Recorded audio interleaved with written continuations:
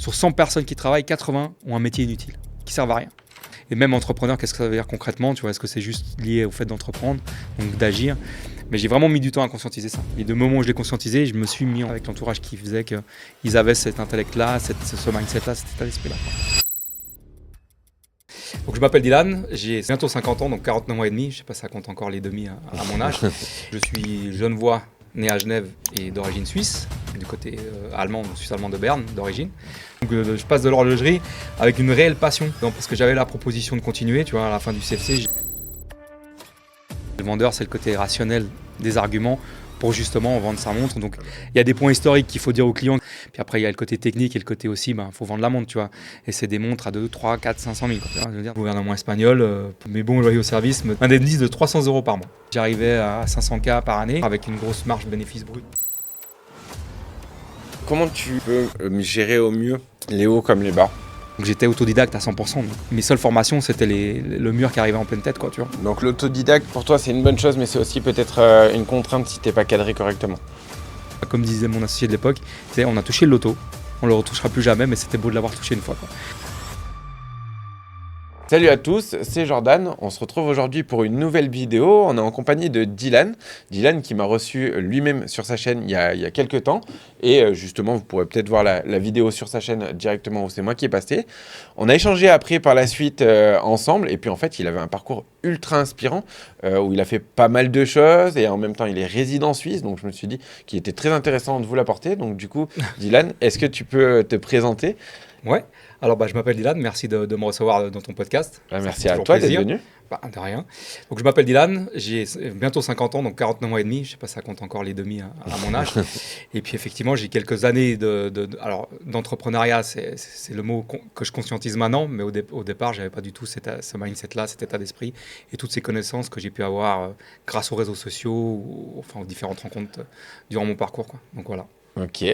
Et du coup, dis-nous un peu tout, ce que nous, on aime bien un petit peu dans ces podcasts, de redémarrer un petit peu déjà sur l'enfance, qu'est-ce que tu as fait comme études, du moins reprendre la chronologie et puis après apporter un petit peu les leçons dans l'entrepreneuriat, la vie avec la Suisse, parce qu'on parle de Suisse ici, donc tous ces rapports-là peuvent les intéresser, que ce soit résident, frontalier, emploi, du moins, tous ces côtés. Alors moi, si tu veux, je suis genevois, né à Genève et d'origine suisse, du côté allemand, donc suisse-allemand de Berne d'origine. Donc j'ai vraiment cette culture, j'ai été ancré dans cette culture suisse dès mon départ, dès ma naissance, avec une famille, je veux dire, tout à fait lambda. Donc j'ai vraiment une enfance sans histoire. J'ai fait des voyages, j'ai une éducation vraiment suivie, tu vois. Donc j'ai fait mes petites écoles. Ensuite, t'as fait quoi un petit peu Alors j'ai fait, si tu veux, j'ai fait les écoles primaires, tu sais, où c'est obligatoire. Alors après, je connais pas les équivalences en France, tu vois, mais on a le cycle. Donc le cycle, j'ai fait en langue latine, donc ce qui était soi-disant le premium un petit peu à l'époque, pendant cette période-là. Donc le cycle, c'est de 12 à 15. Et puis c'est après où ça commençait un petit peu à se péjorer, c'est-à-dire que j'ai commencé parce que j'aime beaucoup apprendre les langues. Donc j'ai fait le collège moderne, où là aussi tu as l'italien, l'anglais, tout ça à apprendre. Okay. Mais c'était plutôt dans le comportement que ça suivait pas, parce que j'ai toujours été un petit peu, si tu veux, alors leader, on s'entend, hein, toute proportion gardée, mais j'ai toujours fédéré les copains pour créer des équipes de foot, de basket, pour créer des bagarres. Bon, et j'étais aussi très bagarreur, tu vois, étant petit. Okay. Mais toujours ce côté un petit peu leader, toujours un petit peu en tête de proue. Donc forcément que ça t'amène des choses cool, positives, mais que ça t'amène aussi des confrontations parce qu'on veut te tester en tant que leader de meute, si je peux me permettre, tu vois, pour raccourcir tout ça. Donc ça convient de tester en bagarre, en intelligence, en intellect, tout ça. Donc mais j'ai toujours eu cet aspect-là de ma personnalité qui a été mis en avant. Donc on va dire une éducation suisse avec un environnement parental suisse stable. Tu vois, j'ai vécu en famille avec mes parents et mes grands-parents maternels. Okay. Donc toujours ce cocon, bienveillance, enfin vraiment quelque chose de vraiment cool, quoi. Quand je vois. Il y avait des entrepreneurs dans la famille ? Non. Alors si tu veux, ma mère a dirigé des crèches et a été présidente de l'association des crèches de Genève. Donc ça peut s'assimiler à de l'entrepreneuriat, mais c'est pas de l'indépendance à 100%, où tu gères tout, tu vois, voilà quoi, c'est vraiment. Et mon père a aussi un poste de responsabilité à la ville de Genève. Donc ils ont des responsabilités, mais par exemple, ils avaient décidé que le vendredi à 18h, on parlait plus de boulot. Ok. Donc ils pouvaient grader, si tu veux, upgrader dans leur métier respectif, mais mon père avait décidé qu'à 17h30, je suis parti du bureau, je profite de mon petit week-end, de ma famille, de sortir, de lire, de faire des choses comme ça. Ouais, ils n'ont pas poussé le curseur à justement vivre ça H24, tu vois. C'est quoi le principe de la cage dorée La cage dorée, c'est qu'au final, on finit toujours en tant qu'entrepreneur à oui, gagner bien sa vie, mais du moins quand on peut en tout cas. C'est ça. Ouais. Mais par contre, on travaille, il n'y a pas de 17h ou 19h. T'as pas de jour férié, t'as pas d'horaire d'arrêt, enfin tu batches pas en sortant de chez toi. Donc voilà, il y avait cette notion de travail quand même qui était là, mais le curseur n'était pas poussé dans le sens où justement entreprise. Donc voilà, j'avais quand même mes parents tous les week-ends, j'ai pu avoir des voyages assez régulièrement, tu vois, une certaine aisance entre guillemets économique. Donc vraiment l'enfance cool, tu vois, et puis voilà, et puis moi je suis un petit peu entre guillemets le mouton noir de la famille dans le sens où je vis toujours un petit peu à contre-courant. Okay. Quand on me dit à gauche, moi je vais à droite, quand on me dit à droite, je vais à gauche, et ça reste malgré les années. On dit que tu prends une certaine maturité avec l'âge, enfin voilà, tu prends de l'âge, oui, physiquement j'ai mon âge, mais dans ma tête j'ai toujours 8-9 ans à chercher des embrouilles dans la cour de récré, tu vois ce que je veux dire. Mais voilà, c'est mon tempérament, donc au début tu essaies de te mettre dans des cadres, donc tu fais des études, puis après tu vois que les études, t'arrives pas à rester 18 ans, enfin j'exagère, mais du temps assis à écouter quelqu'un, tu vois pas forcément la pertinence. Quand tu poses des questions, on te répond pas parce que comme le professeur a l'habitude de répéter depuis des années, si tu veux, sa matière, du coup, il comprend pas pourquoi tu comprends pas. C'est juste parce que toi, c'est nouveau, puis lui, ça fait 15 ans qu'il répète les mêmes choses, tu vois. Donc j'ai vu cette dissonance-là, et puis je me suis un peu éloigné de tout ça, donc j'ai commencé à me mettre un peu dans l'art. Okay. Notamment par le graffiti. Je dessinais beaucoup et je me suis mis dans le graffiti à l'époque, qui m'a amené en fait aux arts décoratifs. Donc j'ai redoublé ma première année de collège moderne. Okay. Et puis au bout de 3-4 mois de l'année redoublée, voilà quoi, ils m'ont dit écoutez, vous pouvez aller voir ailleurs si on y est. Donc du coup je me suis mis hors école, et là j'ai dû me positionner par rapport à qu'est-ce que je voulais faire, tu vois. Donc je dessinais beaucoup, c'était une passion. Est-ce qu'on peut en vivre, oui ou non? Donc je savais que c'était compliqué de vivre de son art. Donc du coup, je me suis dit, je vais me former pour avoir les bases par rapport à ce que je sais faire et compléter mon savoir-faire, si tu veux. Et donc j'ai fait l'entrée aux Arts décoratifs de Genève. Ok. Donc là, tu as une année qui se passe où c'est un peu... tu apprends quelque chose de général, tu vois ce que je veux dire? C'est-à-dire que tu apprends tant du dessin technique que de la sculpture, que de la direction artistique, enfin de l'expression artistique, etc. Puis après, ça te permet de te diriger sur quelque chose de plus niché, ou la bijouterie, ou l'architecture, ou justement l'expression artistique. Et moi, je suis arrivé en expression artistique, et j'ai compris en fait que j'étais... Bon, maintenant, je te synthétise avec tu vois, le recul, quoi, mais sur le moment, je ne le comprenais pas.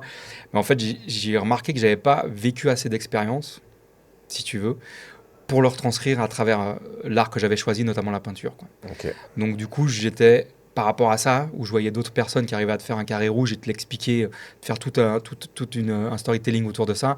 Moi, j'étais encore pas assez mature, si tu veux, par rapport à ça. Donc je me suis dit, il faut que je me mette dans la vie active pour un peu choper des punchs, tu vois, choper des difficultés enfin, financières, économiques ou psychologiques, pour pouvoir l'exprimer à travers mon art. Donc j'ai toujours eu cette conscience-là, et du coup, forcément, de nouveau, j'étais pas assez mature pour comprendre ce qu'on voulait m'inculquer comme étude. Je faisais l'imbécile, et puis on m'a mis dehors aussi des arts décoratifs, quoi. Donc voilà. Et après arrive la période de service militaire, qui était obligatoire à l'époque. Et du coup, la même chose, tu vois, le truc cadré où il faut mettre ton cerveau sur off. Voilà, le truc incompréhensible. Je me suis dit, ok, puis je vais faire la journée de recrutement. Comme j'ai toujours été sportif, je suis dans les meilleurs. Et puis, je sais plus si c'était un sergent ou un lieutenant de la caserne à Genève, m'aiguille sur une section que j'apprends après qui est volontaire, en fait. Donc, tu as E-Zone qui sont vraiment une section de volontaires, mais de mecs super disciplinés et très, très, très sportifs, tu sais, je crois que ça se situe dans une grotte, je sais plus, en Tessin, machin. C'est un peu, si tu veux, l'armée de VIP, quoi, de luxe. Et puis en dessous, tu as la section où ils m'envoyaient, c'était à Thun, une caserne de 2000 soldats. Et c'était Grenade et Char Panzerfaust. C'est les mecs qui ont 3 secondes ou 6 secondes d'expérience de vie en cas de guerre. Je suis avec le bazooka et je tire sur le char d'assaut en face de moi, tu vois ce que je veux dire? Okay. Et puis j'arrive là-bas en période d'hiver. Et l'hiver, qu'est-ce qui se passe? Tu as tous les gens, moi je venais de la ville, donc tu vois Genève, et puis tu as tous les paysans justement qui en hiver ont moins de travail au champ ou des choses comme ça, qui faisaient justement leur armée obligatoire. Donc je me retrouve encore avec une autre culture qui n'était pas forcément la mienne de citadin, tu vois, et je me confronte à ça, quoi. Donc ils me chahutent un peu, donc tu vois, il faut répondre, etc. Donc tu dors avec la baïonnette sous le matelas quand on vient te faire chier, tu la montres bien à tout le monde pour pas qu'on vienne t'emmerder, tu vois. Enfin voilà, un petit peu cette confrontation-là de culture, un peu toujours qui reste suisse.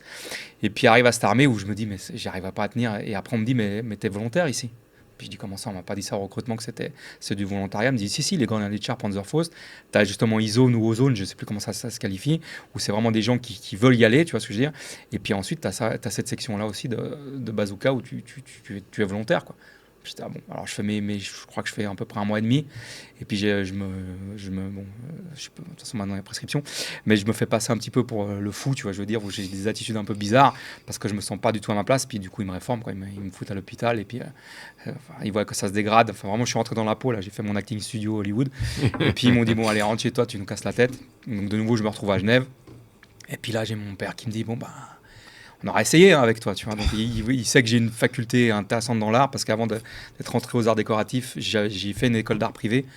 Donc, qui dit privée dit justement payante, tu vois. C'est mes parents qui m'ont payé ça à l'époque. Donc, je en remercie. Mais et à la fin c'était 6 mois ou 3 mois dans cette école privée, les personnes, parce que tu as différents professeurs pour différentes matières, et les personnes me disent non, il faut qu'on le garde. Enfin, on veut le garder, il a quelque chose qu'on peut développer et tout ça. Puis après, forcément, qu'il fallait payer derrière, tu vois. Donc, je me suis dirigé sur le cursus public. Et puis voilà, il me dit, bon, ben, on a fait ça, on a fait ci, on a fait ça. Maintenant, si tu trouves pas un boulot, t'es dehors. Je veux rien savoir. Si à la rentrée, je crois que j'étais revenu, je dis n'importe quoi, en mars-avril de l'armée. Quel âge à ce moment-là? Je devais avoir 19. Alors moi, j'ai un problème avec les dates, mais je devais avoir à peu près... j'ai vraiment un problème avec les dates, mais 19 ans. Ouais, 19 ans. Et puis, donc j'avais fait ce cursus-là qui avait chaque fois été un échec en termes de scolarité. Mais comme j'étais dans un schéma social de l'époque où tu n'avais pas forcément le choix, tu sais, où maintenant ça évolue un petit peu, où on comprend l'école, que c'est pas forcément fait pour tout le monde. Et ça veut pas dire que si c'était pas fait pour l'école, tu sers à rien dans la société. Mais c'était pas le cas à l'époque. Donc là, il me dit, mets l'ultimatum, il me dit, écoute, si septembre t'as rien, tu dégages. Donc je devais avoir 18 ans ou 19 ans, quelque chose comme ça. La petite vingtaine. Après l'école, de toute façon, bah, moi, ils le savent déjà sur la chaîne de par la vidéo Mon Histoire. Où, tu m'as expliqué aussi sur le... Voilà, où il n'y a pas de scolarité, je ne sais pas. Au final, maintenant, j'ai un diplôme en assurance. Ça n'a aucun sens. Alors à la base, je ne voulais pas passer de diplôme, c'est juste qu'il n'y avait pas le choix. Ouais, mais effectivement, ce n'est pas forcément adapté à tout le monde, quoi. Ah oui, complet. Et le message qui serait de passer, c'est que ça ne veut pas dire que ta vie est finie, quoi. Parce que tu n'as pas tes diplômes, tes masters, tes MBA. Et bon, après, j'ai mon avis sur pourquoi on sait pourquoi l'école est faite, quoi. Ce que je veux dire, c'est pour faire des employés, quoi. Ah, bah, de toute façon, c'est pour devenir salarié. Sinon, on nous apprendrait les intérêts composés, la finance, énormément comment gérer ses impôts, plein de choses qui pourraient nous servir, qui franchement, dans l'éducation, seraient révolutionnaires. Moi, j'ai vu que je crois que c'est au Danemark qu'ils font ça, justement. Où ils expliquent comment gérer ton foyer, tu vois, faire les courses, enfin voilà, comment gérer tes finances, comment gérer tout ça, quoi. Okay. Donc, j'ai vu ça passer il y a quelques jours dans la presse. Donc, je trouve, mais voilà, c'est pas le cas. Donc on sait que c'est fait pour que tu sois là à l'heure, que tu répondes quand tu lèves la main, que tu apprennes un métier, donc tu es formaté à devenir un bon employé et pas forcément quelqu'un qui emploie des gens, quoi. Donc voilà. Après, pour moi, dès qu'on arrive le plus jeune possible, on devrait nous appeler intérêt composé. On nous apprendrait juste ça. C'est infime. Mais si on nous l'apprenait assez tôt... ça changerait le monde, je pense. Mais il n'y aurait que des millionnaires, du coup. Ça apporterait d'autres problématiques, quoi. Ouais, je pense. Mais effectivement, si on te prend à 13, 14, 15 ans, puis on t'harcèle en disant, écoute, mec, de 20 à 30, tu fais ci, tu fais ça, tu bosses, tu mets là-dedans, tu fais ça, t'as ton immobilier, t'as ton ci... Bah, tout le monde s'arrête de bosser à 30 ans, 35 ans, à 40 en exagérant. Tu vois. Mais ça formerait des gens qui seraient indépendants, autonomes et qui n'auraient plus besoin de l'État. Enfin, on ne va pas rentrer dans ces débats-là. Ouais, mais c'est un peu compliqué. Mais tu vois ce que je veux dire, quoi. Donc bref, après, donc j'arrive là avec cet ultimatum qui m'a fait avancer, justement. Au début, tu prends ça en pleine tête, donc tu dis, ouais, je suis quand même dehors, ça va changer ma vie. Et puis effectivement, ça l'a changé, donc je me suis poussé à trouver un apprentissage. Okay. Je suis resté dans la vente. Je n'ai pas fait emploi de commerce, j'ai fait vente. J'étais dans une horlogerie bijouterie à la rue du Rhône. Puis là, je tombe justement donc pendant dans cette entreprise, en fait, tu veux vraiment, au début, tu n'avais aucune responsabilité pour vendre. Tu avais un calepin qui devait être décerné, tu sais, avec un numéro pour vendre, etc. Et puis moi, au bout de 3 mois, je me suis mis derrière les meilleurs vendeurs qui résumaient chaque particularité des montres. Je crois qu'on avait 16 ou 17 montres, tu vois. Marque de montres, donc Blancpain, Breguet, Jaeger LeCoultre, Omega, Tissot pour les entrées de gamme, tu vois. Longines, on avait vraiment tout ça, avec une grosse culture d'entreprise sur la montre, parce que le directeur de ce magasin était le petit-fils de l'horloger qui avait créé la pendule neuchâteloise, tu vois. Donc une grosse culture d'entreprise imprégnée avec un bon neuchâtelois là, bien pesant sur tous les sens du terme, mais super formateur, tu vois, avec voilà quoi, le mec il connaissait son business, son métier, son art. Et du coup, moi, ce que je fais, c'est qu'au début, on me dit, regarde un peu comment ça se passe. Et puis, dans 6 mois ou 8 mois, on te remettra un cahier, justement, qui te permettra de faire des fiches de vente pour vendre. Mais comment tu l'as trouvé, ce stage? Alors, j'ai trouvé via, justement, la connexion là, c'est toujours du réseau, tu vois, je veux dire. Donc, via la connexion, c'est ma mère qui connaissait, en fait, la secrétaire dans ce magasin, qui m'a fait... Alors, j'ai quand même dû passer mon entretien, hein, j'ai pas eu de... Mais j'ai une connexion plus vite, quoi. Okay. Donc, m'a dit, va voir là-bas. Et puis, moi, je passais d'un mode... peinture, graffeur, tu vois, costard cravate, enfin vraiment Et puis justement, il m'avait posé la question, est-ce que vous avez fini votre armée, quoi? Parce que j'étais à l'époque, tu sais, j'avais les cheveux courts. Et du coup, il m'a dit, alors je répondais aux critères de l'esthétique de l'armée, mais j'avais pas fini mon armée, quoi. Il m'a dit, bon, on fera l'impasse là-dessus. Puis du coup, j'avais quand même eu décroché ce CFC. Et tu payes? Du coup, tu as payé parce que maintenant, à l'heure actuelle, si on n'effectue pas l'armée, on doit payer un pourcentage du salaire pendant une certaine durée. Jusqu'à 42 ans. Ok, tu l'as fait, du coup? Ah, tu t'es retrouvé, ça existait déjà à cette époque-là? Ouais, justement, c'est quand tu étais réformé, tu payais un pourcentage effectivement de ton salaire jusqu'à 42 ou 38. Ok. Donc, voilà, effectivement, ouais. Et puis, ou alors tu pouvais faire le service civil pour compenser des jours, je sais plus comment c'était à l'époque. Il y a quelque chose comme ça et ça peut être fait, je crois que c'est soit une semaine par an pendant 12 ans ou quelque chose comme ça, soit un an direct. Ouais. Mais moi, comme j'avais été réformé, du coup, c'était D'ailleurs, s'il y en a qui sont en Suisse, dites-le en commentaire, ça pourra intéresser les personnes qui regardent. Donc voilà, donc je me retrouve un peu pistonné par rapport à ce CFC-là, et je tombe dans l'univers des mondes, donc l'Ultralux en Suisse, avec une grosse histoire, tu vois, avec un bon storytelling, et puis je me retrouve parachuté là, je passe mon entretien, je suis pris, je commence ma session. Donc l'apprentissage, tu sais, c'est 2 jours et demi ou 3 jours par semaine à l'école, et 2-3 jours dans l'entreprise. Ok. Donc tu as les cours, mais c'est acceptable parce que je vois que je préfère quand même le terrain, le contact avec les clients. Et ce que je me fais, c'est que au bout d'un moment, je me tourne les pouces, tu vois, vu que je suis assez proactif et je suis assez dans l'action plutôt que de la réflexion. Et puis je me dis, bon, ok, le premier mois, tu laisses passer, tu prends tes marques, tu découvres tes collègues, tu vois un peu la culture de l'entreprise, tout ça. Ok, il y a quand même pas mal de marques de monde, donc il y a pas mal d'histoires à connaître. Donc je me mets derrière les vendeurs qui sont considérés comme les plus performants par rapport à ça. Et puis j'écoute un petit peu les arguments qu'ils mettent en avant par rapport aux montres, parce qu'il y a le côté... le mec qui a créé tu vois, le petit-fils de la pendule châtelloise, lui, c'est un peu émotionnel, même s'il y a du business derrière. Mais le vendeur, c'est le côté rationnel des arguments pour justement vendre sa montre. Donc, il y a des points historiques qu'il faut dire au client qui va faire « Ah ouais, c'est génial comme montre. Ah ouais, je connaissais pas l'histoire. » Puis après, il y a le côté technique et le côté aussi, faut vendre la montre, tu vois. Et c'est des montres à 2, 3, 4, 500 000, quoi, tu vois, je veux dire, donc c'est une certaine clientèle, voilà, qui vient de certains pays, qui ont l'habitude qu'on les traite comme ci, comme ça. Donc vraiment, je passe d'un truc assez artistique à un truc à l'opposé, quoi. Mais c'est assez... Ça fera après ma force, c'est ce côté caméléon, tu vois, où j'essaie tu me mets en bas d'une tour ou tu me mets dans une banque, je vais passer crème. Alors je serai pas le meilleur de ci ou le moins pire que ça, mais voilà, je vais avoir le discours, je vais m'adapter à toi, en termes d'habillement et en termes de discussion, tu vois. Et donc là, j'arrive là-dedans, donc je me forme moi-même sur le terrain en écoutant justement, en prenant référence vis-à-vis de ces vendeurs. Et puis au bout de 2 mois, je suis face à la personne qui veut acheter. Tu vois ce que je veux dire? De moi-même. Donc ça veut dire que j'ai une montre devant moi, le client veut acheter, mais j'ai pas la capacité de le faire parce que j'ai pas ce calepin pour remplir les coordonnées et encaisser la personne. Alors ce que je faisais, c'est que j'allais vers mes collègues qui étaient aussi occupés. Au final, je leur prenais leur calepin, je faisais des ventes, puis je mettais pas de numéro. Le numéro correspondait à ton nom et ton prénom en tant que vendeur. Puis ça remonte en centrale pour justement faire le suivi administratif et comptable. Et puis je mettais mon prénom, tu vois. Puis au bout d'un moment, au bout de 3 mois, ils m'ont dit, bon, arrête de mettre ton prénom sur les carnets de tous les vendeurs, on te donne ton carnet.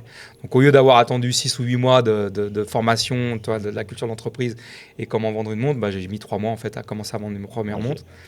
Et puis pour l'anecdote, pendant mon cursus du CFC, l'école, ça se passe pas mal.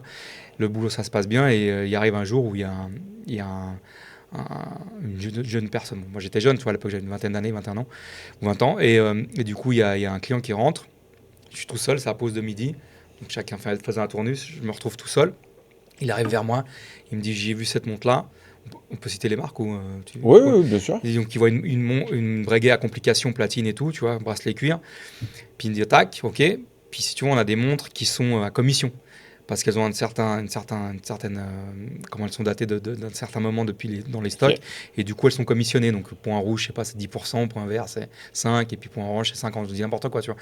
J'ai plus la mémoire de ça. Puis je vois qu'il me sort celle-là, puis je me dis commission. Puis je regarde le prix de la montre, je crois que c'était 300 000, tu vois. Je me dis belle commission. Puis j'allais me marier, etc. Donc je me dis, pas mal, ça va payer, ça va payer le mariage. Donc je fais mon laïus, il me pose 3-4 questions techniques, je sais y répondre, je l'engage, machin. Il sort sa carte black, voilà. Puis il me dit, attendez, je fais juste un call à la banque pour que ça passe le montant. Donc ok, il appelle sa banque. Oui, pas de problème, on met le montant. Et puis là, je me fais assister justement par un vendeur. Puis je dis, je veux finaliser la vente, je suis rookie, tu vois, je veux dire, je veux l'expérience d'un senior. Il me dit, ok, je t'accompagne. Puis je lui dis, je te donne la moitié de la commission. Puis il me dit, ok, pas de problème, on y va comme ça. La vente se fait, donc lui après il back up au niveau de la vente, tout se passe bien, machin et tout. Le client se fait livrer à son hôtel, etc. etc. Puis tout d'un coup, c'était une personne, un russe en fait, et tout d'un coup on reçoit une lettre d'avocat X temps après en disant votre montre ne fonctionne pas. Et bon, on sait pas comment parce qu'après toujours, ça passe en cabinet technique, tu sais, où il vérifie que tout fonctionne, les rouages, huile et tout ça. Et puis normalement c'est checké, back-upé, tout est ok, le client reçoit toi quand tu dépenses une certaine somme, tu t'attends à que ça fonctionne même plus que ça le doit.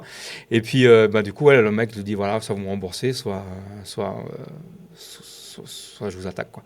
Donc ils essaient de calmer le jeu, ils refont un passage technique en cabinet technique, en atelier technique, et puis bon, la montre ne redémarre pas, ils l'envoient même à la maison mère Breguet pour qu'ils refont tout le machin et ils changent ce qu'il faut changer, enfin ils améliorent les choses, et puis la montre ne redémarre pas quoi. Donc il dit c'est fini, c'est bon, vous avez ma patience, je vais rembourser quoi. Donc, du coup la commission tac et puis voilà quoi, donc ça passe l'ascenseur émotionnel à ce moment là quoi. Mais je finis mon cursus et puis après je me retrouve je propose à une connaissance d'ouvrir un magasin en fait sur la ville de Lausanne.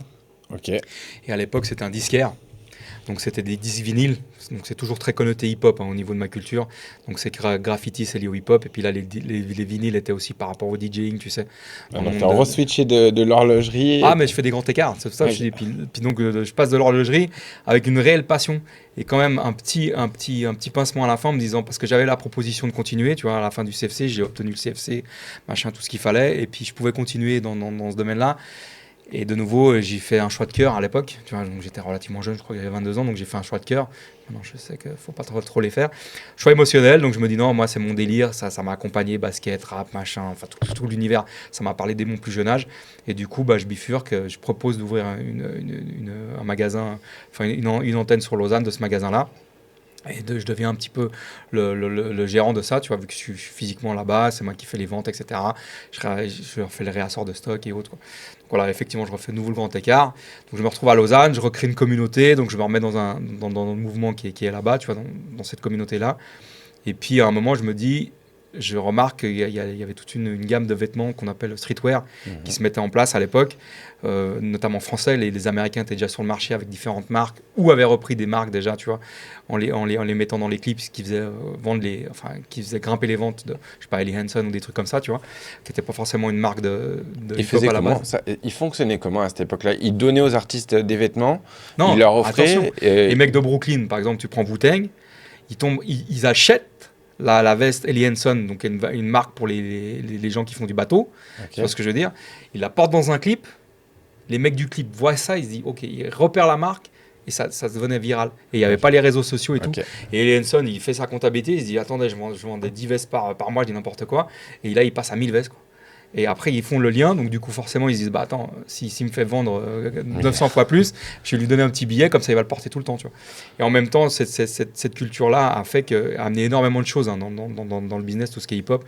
Ils ont amené justement le côté identification par rapport aux habits. Après, tu avais le côté des piliers comme la danse, le rap, le DJing et le côté graffiti au niveau de l'art. Mais ça a influencé énormément de gens. Aujourd'hui, c'est vraiment intégré dans la société. Mais à l'époque, ça a été révolutionnaire, comme l'a été peut-être le punk, tu vois ce que je veux dire, ou des choses comme ça, quoi. Donc voilà. Donc non, c'était les mecs qui achetaient eux-mêmes, qui achetaient à 100 $ la veste, ils la portaient parce qu'ils n'avaient pas ce côté business et la notion de l'impact qu'ils avaient, tu vois. Ils mesuraient pas l'impact. Puis c'est après que justement ils se sont dit, ok, donc si je porte ça et le mec augmente de 900%, je vais créer mes marques à moi. Ouais. Et puis après, je vais les porter dans mes clips. Je vais faire des collabs avec Adidas pour, par exemple, Run DMC, tu vois, ou des choses. Enfin vraiment, ils ont ça doit être l'époque peut-être un peu Uncut et tout aussi peut-être. Alors moi j'ai importé ces marques-là. Okay. C'était Uncut, Ballrot, Too High de Cool Chain, Comate de Joey Star, il y avait Royal Wear de Sully Phil. Justement j'allais à Paris, donc là je suis dans cette boutique de vinyle. Je vois que le marché suisse est inondé de marques américaines, mais que les jeunes s'identifient plus rap francophone, au mouvement francophone avec, à l'époque c'était les années 2000, donc Lunatic, tout ça machin, enfin c'était même un peu avant ça, donc je me rapproche de cette mouvance-là, tu vois ce que je veux dire, et je vais chercher les habits, j'importe en Suisse. Le résultat est là direct, donc j'ai les Royal Wear, j'ai quoi, Bullrot, etc. Et autres. Les résultats se voient direct parce que les gens l'attendaient, achetaient par défaut, tu vois, des marques américaines, mais étaient prêts, il n'y avait pas le e-commerce, il n'y avait pas tout ça.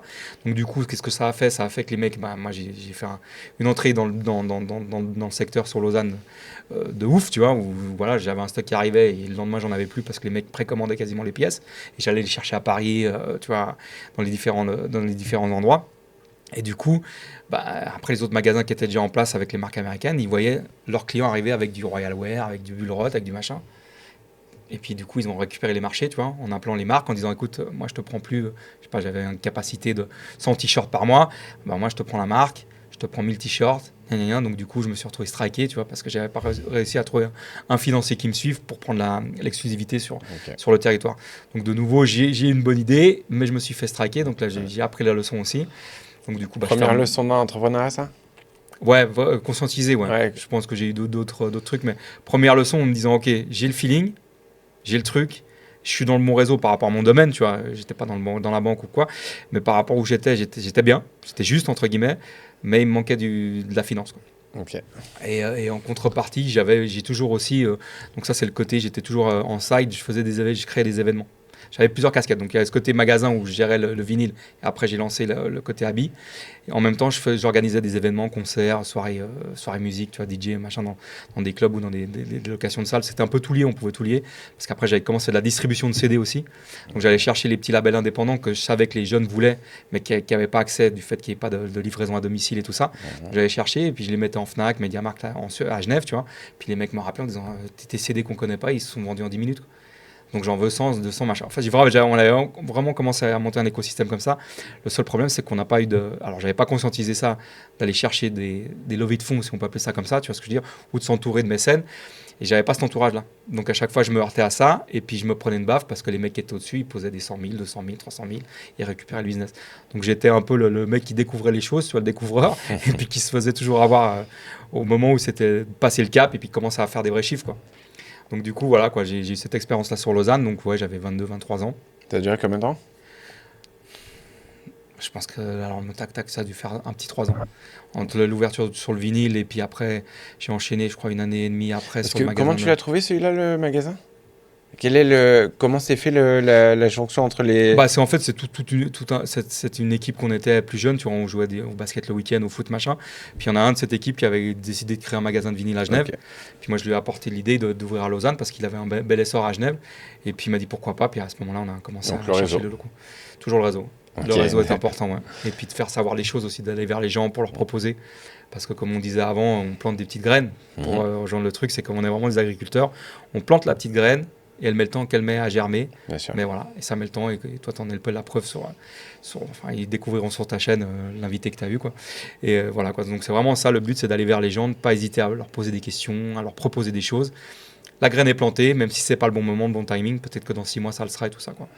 Donc là, c'est vraiment le réseau qui fait que justement, je crée ce magasin à Lausanne, qui m'amène sur mon magasin d'habits. Puis après, du fait que le secteur est récupéré par les plus gros, je ferme tout ça. Et puis là, à ce moment-là, je reviens à Genève. J'ai toujours le côté des soirées, organisation de soirées qui continue à côté. Donc là, la même chose, je suis aussi récupéré parce qu'à l'époque, si tu veux, la musique qu'on prodiguait a amené une certaine clientèle qui faisait pas forcément de la barbichette, mais ils se tapaient sur la tête, tu vois. Donc il y avait une certaine clientèle à gérer et tout ça. Et on avait, via un système de sécurité avec qui on bossait, justement commencé à... Alors, le mot est fort, hein, mais un peu régler les problèmes à Lausanne. J'allais dire nettoyer, mais tu vois, régler les problèmes à Lausanne avec les certaines têtes brûlées qu'il y avait qui venaient en soirée. Et puis du coup, ça s'était assaini le milieu. Mais de nouveau, ce travail avait été fait pour que quand il a été fait, les endroits me disaient c'est bon, tu peux y aller maintenant que tu as fait le boulot. Maintenant que tu nous as amené du chiffre d'affaires, maintenant que tu as cleané le milieu par rapport aux différents parasites qu'il pouvait y avoir, voilà, que tu t'es mis en avant, que tu nous as donné une ligne directrice sur la musique, tu peux aller voir si quelqu'un a besoin de toi, quoi, tu vois. Donc à chaque fois, je me heurtais à ça, quoi. Et ça a été un peu l'histoire de ma vie où j'ai jamais eu vraiment quelqu'un qui m'a dit ok, viens là, je vois que tu as une certaine vision, une certaine sensibilité sur le business, mais par contre, il te manque ça, et moi, je te l'amène. Tu vois, j'ai jamais eu de mentor ou de quelqu'un qui me prenne sous mon aile. Donc, j'ai toujours été face à moi-même. Et comment, si quelqu'un qui regarde justement, qui considère qu'il pourrait commettre les mêmes erreurs, qu'est-ce que tu lui conseillerais de trouver un mentor en ligne, peut-être plus, qu'est-ce que tu lui dirais Moi, si tu veux, parce que très jeune, j'ai commencé à faire des petites ventes, à monter un petit vidéoclub, tu vois ce que je veux dire, en louant des cassettes VHS aux potes, machin. Mais si tu veux, j'avais pas conscientisé ça. C'était pas du business, quoi. C'était juste, c'était marrant parce que tu pouvais t'acheter une paire de chaussures que les autres n'avaient pas, parce que tu avais un peu plus de thunes, parce que tu étais malin et que tu avais déniché quelque chose. Mais j'avais pas cette structure mentale qui faisait que maintenant, je l'ai acquise grâce aux réseaux sociaux, notamment à YouTube et tout ce qui s'y passe. Donc je pense que les jeunes qui s'intéressent à ça, ils ont pour pouvoir se structurer mentalement, tu vois.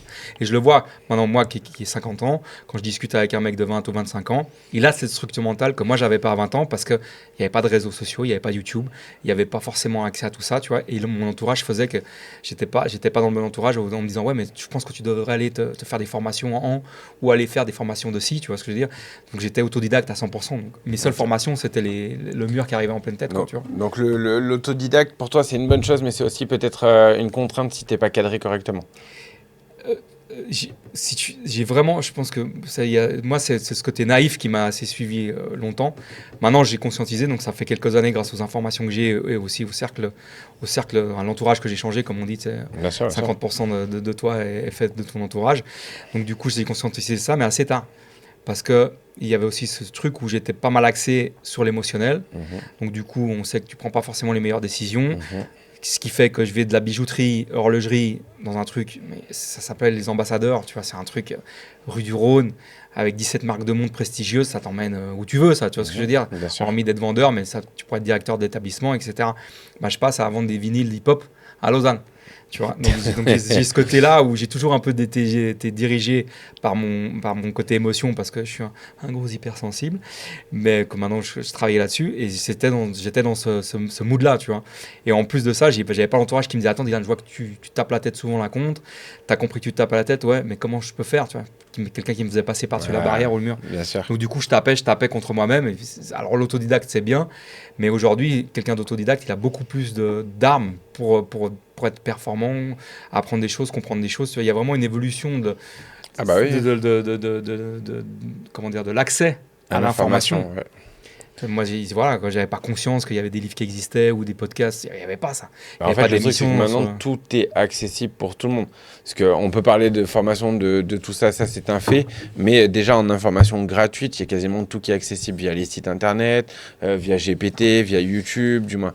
On peut se documenter sur un sujet. Et puis même les algos, j'irais même plus loin, les algorithmes des Instagram, etc. C'est que dès qu'on commence à documenter un truc, à se documenter sur un sujet, ils vont commencer à nous montrer plein de choses dedans. Donc la formation, elle est continue. Pour moi, il n'y a plus d'excuses. Ouais. Par rapport à mon parcours, ce que j'ai vécu. Alors, le problème, c'est que maintenant, la barrière à l'entrée est très faible, comme je le dis à chaque fois. Donc, du coup, tu as plus de monde qui commence à courir, tu vois ce que je veux dire. Et puis, il y en a qui commencent à courir vite. Et très tôt. Mais du coup, ça met la barrière à l'entrée. Alors, elle est moins faible, mais ça met les chances d'arriver plus dures.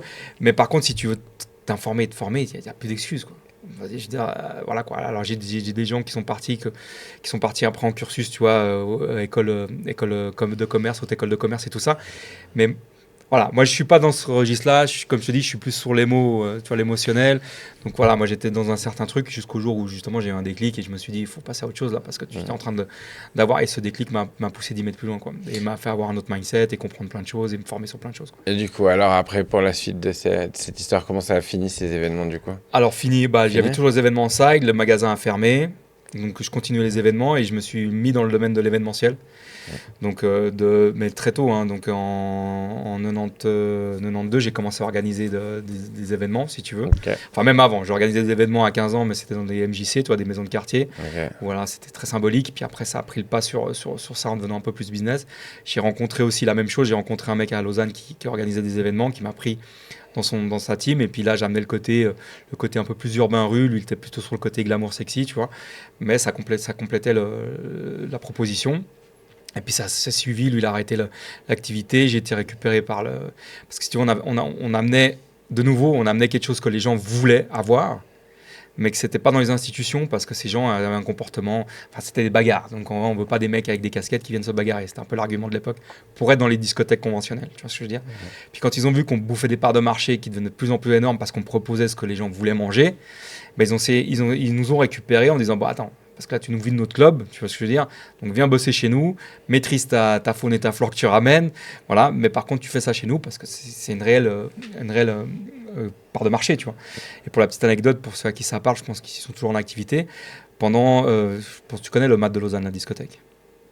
Non. Ça te dit ça derrière le MAD? Non, ça me dit rien. Non, c'est une grosse discothèque. C'est un immeuble sur 3-4 étages avec différentes ambiances. À l'époque, ça n'était pas comme ça. C'était pas divisé autant que ça. Mais ils avaient une petite cave dans laquelle ils mettaient justement les gens qui représentaient notre musique. Et puis chaque fois qu'on était dans cette petite cave avec un pote, lui était au platine, moi j'étais un peu vigile, tu vois, parce qu'il mettait pas de sécurité, donc on sortait un peu les mecs, on faisait quasiment le bar, je rigole, mais tu vois, c'était vraiment ça, quoi. Et de nouveau, la même chose, chaque fois que nous on était dans cette petite cave avec notre musique hyper rap et tout ça, ben, on faisait 3-4 fois plus de chiffre d'affaires que les mecs qui faisaient, je sais pas quelle tendance musicale, house ou électro, tu vois, en comparatif. Et toutes les semaines, on allait dans le bureau de la direction en disant, on veut faire on veut aller au main floor, donc au floor principal pour faire une soirée, alors pas rap parce que le mot était mal connoté, mais R&B. Qui pendant un moment ont cassé la tête. Non, on veut pas. Puis un jour, à force de casser la tête, ils ont dit, écoutez, on vous donne un jeudi. Vous faites votre soirée, mais vous l'appelez pas rap, vous la connaissez pas rap. Donc du coup, c'était R&B, comment c'est pas Legend, c'était R&B. Ouais, je sais plus comment, mais c'était la première soirée qu'il y a eu hip-hop au MAD de Lausanne. Ok. Un jeudi. Allez, on tente le pari. On met en place les choses, la communication, donc tout le marketing avec les flyers, les affiches, les machins. À l'époque, c'était ça. Plus les leaders d'opinion qui ramènent des petites tables, les petites meufs sympas qui vont chercher des petits mecs. Enfin, tu connais le truc, quoi. Maintenant, c'est un peu différent. Et du coup, premier jeudi, boum, on remplit le truc, 1200 personnes. Donc là, les mecs, ils te reçoivent le bureau la semaine qui suit, tu vois ce que je veux dire. Puis ils te parlent différemment, quoi. Ils disent, effectivement, ça représente une part de marché. Pas eu d'embrouille, pas eu d'histoire, donc on va réitérer ça. Et nous, on voulait garder une certaine fraîcheur, donc on voulait pas trop la mettre régulièrement de manière justement à la périmer, tu vois, que les gens se disent, ouais, de toute façon, si on ne voit pas celle-là, on ira à la suivante. Donc on gardait toutes les 6-8 semaines, tu vois, une soirée. Et à chaque fois, on créait l'engouement, on créait le buzz, on remplissait à coups de 1200 personnes, enfin un jeudi soir à Lausanne, tu vois ce que je veux dire. Après, en parlant avec les clients, en faisant un peu de relations, ils nous disaient, nous, on a pris notre vendredi matin de congé pour venir, ça venait de Neuchâtel, de Genève, Lausanne, Zurich, Berne, enfin on avait vraiment fédéré la Suisse, R&B Révolution, voilà, c'était ça. R&B Révolution. Ouais. Et du coup, on avait fait, donc voilà, on a commencé à apporter de l'argent à cet établissement. Et là, on était au début des années que je dirais 2000, donc on était vraiment, le rap était toujours pas démocratisé et reconnu en tant que tel. Tu vois. Mais dans ce business, comment tu monétisais l'entreprise? De nouveau, dis-toi bien que j'étais pas formé, j'étais pas informé et que j'étais autodidacte. Donc de nouveau, tu y vas, quoi. Donc puis après, tu dis, waouh, j'étais utilisé, quoi. Bêtement, j'étais le petit pion qui savait plus ou moins ce qu'il fallait mettre en place pour attirer les jeunes de l'époque, tu vois ce que je veux dire, la génération de l'époque, mais qu'on lui dit, je dis n'importe quoi, hein, je veux pas mal parler, mais en gros, je gagnais 100 balles et puis j'en faisais rapporter 40 ou 50 000, quoi, tu vois. Voilà. Parce qu'on était pris comme ça, et de nouveau, on n'était pas éduqués à ça. Et j'étais pas dans un entourage de gens d'école de commerce et autres qui n'étaient pas éduqués, tu vois. Donc pour moi, c'était le côté, ouais, cool, je fais des soirées, les gens kiffent, il y a des rencontres qui se font, on a même eu des bébés par rapport à ces soirées-là, parce que des gens se sont rencontrés pendant la soirée, et après, on a eu le suivi du truc, tu vois. Donc j'étais là, quoi. Moi j'étais content, tu vois, mais j'avais pas tout ce côté chiffre d'affaires, bénéfices, voilà, Pareto, nanana, non, j'étais loin de ça, quoi. J'avais 22, 23 ans, quoi, tu vois. Ok. Et puis les gens qui m'utilisaient ne voulaient pas m'inculquer ça, parce que j'allais leur, tu vois, j'allais dire, ah mais au fait, j'ai gagné combien là? 50? Ouais, alors, au lieu de 100 balles, tu vas peut-être m'en donner 10 000, tu vois. Voilà, donc c'était un peu ça, mais c'est vraiment le côté, comme tu dis, on n'a pas d'éducation à ce niveau-là à l'école, enfin, c'était vraiment de l'autodidacte à 100%, et mes formations ont été de se frotter à ça, de se faire bip, et puis de se faire avoir, tu vois ce que je veux dire, et de se faire, voilà, quoi. Mais à chaque fois, toujours avec ce côté analyse, en me disant, ok, qu'est-ce qui se passe là-dessus, pourquoi je suis plus repris là, pourquoi je suis viré là, machin. Mais j'avais pas conscientisé le fait de faire mieux, quoi, donc clairement. Okay. Après, il y a des du côté de ma vie privée, qui aussi, il y avait des choses à gérer parce que voilà, c'était un peu moins rose comme mon enfance, tu vois. Donc, bon, bref. Mais du coup, il y avait ça à gérer en même temps. Puis de nouveau, alors je vois maintenant des mecs justement qui ont mon âge de l'époque qui me tiennent des discours, je me dis, oh putain, ils sont loin ils ont vraiment un mindset de ouf, tu vois. Mais à l'époque, c'était ça. On faisait les choses pour faire plaisir aux gens, pour participer à une expérience, voilà. Puis ça nous suffisait, et puis on avait un petit billet en partant, puis voilà. On n'avait pas tout ce côté, business, quoi, en place, quoi. Donc voilà, à chaque fois, on me prenait, je faisais gagner parce que j'en ai fait gagner des millions aux gens, je te promets. J'ai les chiffres d'affaires, j'en ai fait gagner des millions. Mais moi, j'ai pas toujours gagné des millions, tu vois ce que je veux dire? Donc voilà, puis après, tu as un savoir-faire, tu mets en place des choses, ça rapporte de l'argent, donc on vient te chercher, puis on dit, ouais, moi je suis à moins 500, moins 500 000, qu'est-ce que tu peux mettre en place pour me remonter? Tu mets des choses en place. Au début, l'argent n'a pas d'odeur, n'a pas de couleur, puis quand tu ramènes certaines populations, parce que tu es plus urbain, tu es plus latino, tu es plus ci, tu es plus ça commence à devenir un peu un inconvénient, donc du coup on dit, ah mais il y a trop de ci, il y a trop de ça. Oui, c'est des gens qui écoutent cette musique, quoi. Donc si tu veux une autre nationalité asiatique, fais peut-être de la musique chinoise, ou tu vois, je veux dire, enfin, chaque fois je me heurtais justement j'ai le plafond de verre aux gens qui avaient les business. Et je me dis, je vais reprendre l'organisation parce que j'ai commencé par l'organisation d'événements, en faisant à côté aussi tout ce qui était shop et tout ça. Et puis après, j'ai été récupéré par système justement où là, j'apportais ma valeur dans ma façon de voir les choses, de faire les choses, d'aller chercher la clientèle. Puis après, à chaque fois, ça arrivait à des moments où j'arrivais au bout du truc, tu vois. Donc soit il me disait, on n'a plus besoin de toi, soit justement, je pouvais pas aller plus loin parce que voilà, il y avait des histoires, des problématiques sur la clientèle, sur ci, sur ça. Je me suis dit, je vais me remettre en indépendant, mais je vais changer mon entourage. Je vais vraiment changer tout ce qui m'entoure. Là, je me rapproche d'un milieu, c'était il y a plus d'une dizaine d'années, je me rapproche d'un milieu universitaire, bachelor, MBA, tout ça. Je me dis, c'est ça qui me manque. Donc là, j'ai conscientisé, mais j'avais déjà quand même 40 ans, tu vois, en gros 2016, 2015. Donc j'ai conscientisé ça. Et puis cette fraîcheur me ramène justement à une autre façon de voir les choses, à une autre façon de faire le business. Ils ont une autre culture de la vie aussi, par l'éducation scolaire qu'ils ont, parce qu'ils ont des études plus poussées. Même si les études, on sait à quoi ça sert, c'est quand même ceux qu'on fait des bachelors, des MBA, tout ça, c'est quand même une autre façon de voir la vie aussi. Et puis je puise tout ça de deux pour justement me dire, ok, mon entourage m'a poussé jusqu'à là, et puis maintenant celui-là il va me pousser un peu plus loin. Et cet entourage m'amène justement la partie réseaux sociaux. Il y avait déjà Facebook, il y avait déjà Instagram, c'était pas encore Meta et tout ça. On avait déjà les comptes Facebook, etc. Tu vois ce que je veux dire? Enfin, même d'autres comptes avant sur les réseaux sociaux, mais les skyblogs et tout. Mais voilà, on n'avait pas tout ça. Puis eux, ils m'ont amené le côté media buying sur Meta, sur Facebook, pardon, en me disant, regarde, là, ton événement que tu mets là, tu mets 10 balles dessus, il y a des gens qui sont intéressés, machin. Puis après, je disais, ok, puis ça convertit comment dans le réel? Tu verras. Voilà. Et du coup, paf, on mettait des trucs, on faisait des scores de ouf, et puis les mecs venaient, effectivement. Alors, c'était pas, tu vois, il y avait un ratio qui se mettait en place. C'est pas parce que t'avais 15 000 personnes qui faisaient que... Mais ça fonctionnait. Donc, ils m'ont amené cette partie-là. Et puis, à ce moment-là, du fait de mon expérience, moi, j'ai pris plus le côté logistique en main. Tu vois ce que je veux dire? Parce que j'étais le papa, hein, vu que les mecs, j'avais la quarantaine, et les mecs, ils avaient 25, 27, enfin, etc. Donc, j'étais plus sur le côté logistique, le côté vraiment terrain, à mettre les choses en place. Et eux, ils étaient sur le côté, justement, communication, promotion, etc. Donc ça s'est fait comme ça, et le passage s'est fait comme ça, avec des autres informations et formations qui étaient mises à ma disposition. Puis gentiment, je suis rentré dans les réseaux sociaux. Et par défaut, justement, du fait qu'un associé de l'époque ne fournissait plus ce qu'il devait mettre en place, je me suis intéressé à Meta, c'était pas Meta, à Facebook, et y prendre du plaisir. Ça rejoignait le côté créatif, tu sais, faire de la pub, ouais. Côté créatif, de créer des visuels, des machins, le copywriting avec les textes. Donc, ça avait ce côté créatif qui est toujours en moi, qui est une partie de moi, et puis ce côté, en plus, cool, parce que tu ramènes des gens à un endroit, donc tu représentes des parts de marché, quoi. Bien sûr. Et voilà. Donc, comment ça s'est passé? Et à ce moment-là, justement, on arrivait à épuisement sur Genève parce qu'on avait un concurrent qui faisait la même chose en termes de stratégie numérique sur les événements. Puis, on arrivait à récupérer 5-6 établissements en événementiel, tu vois, ça veut dire qu'on communiquait. Donc, du coup, ça se tirait dans les pattes. Donc, les enchères montaient sur Meta, sur Facebook, mais enfin, on va dire Meta, ça sera plus simple. Et ce que j'ai fait, c'est que j'ai transposé des thématiques d'événements qu'on avait dans des villes, sans indiquer le lieu où ça se passait.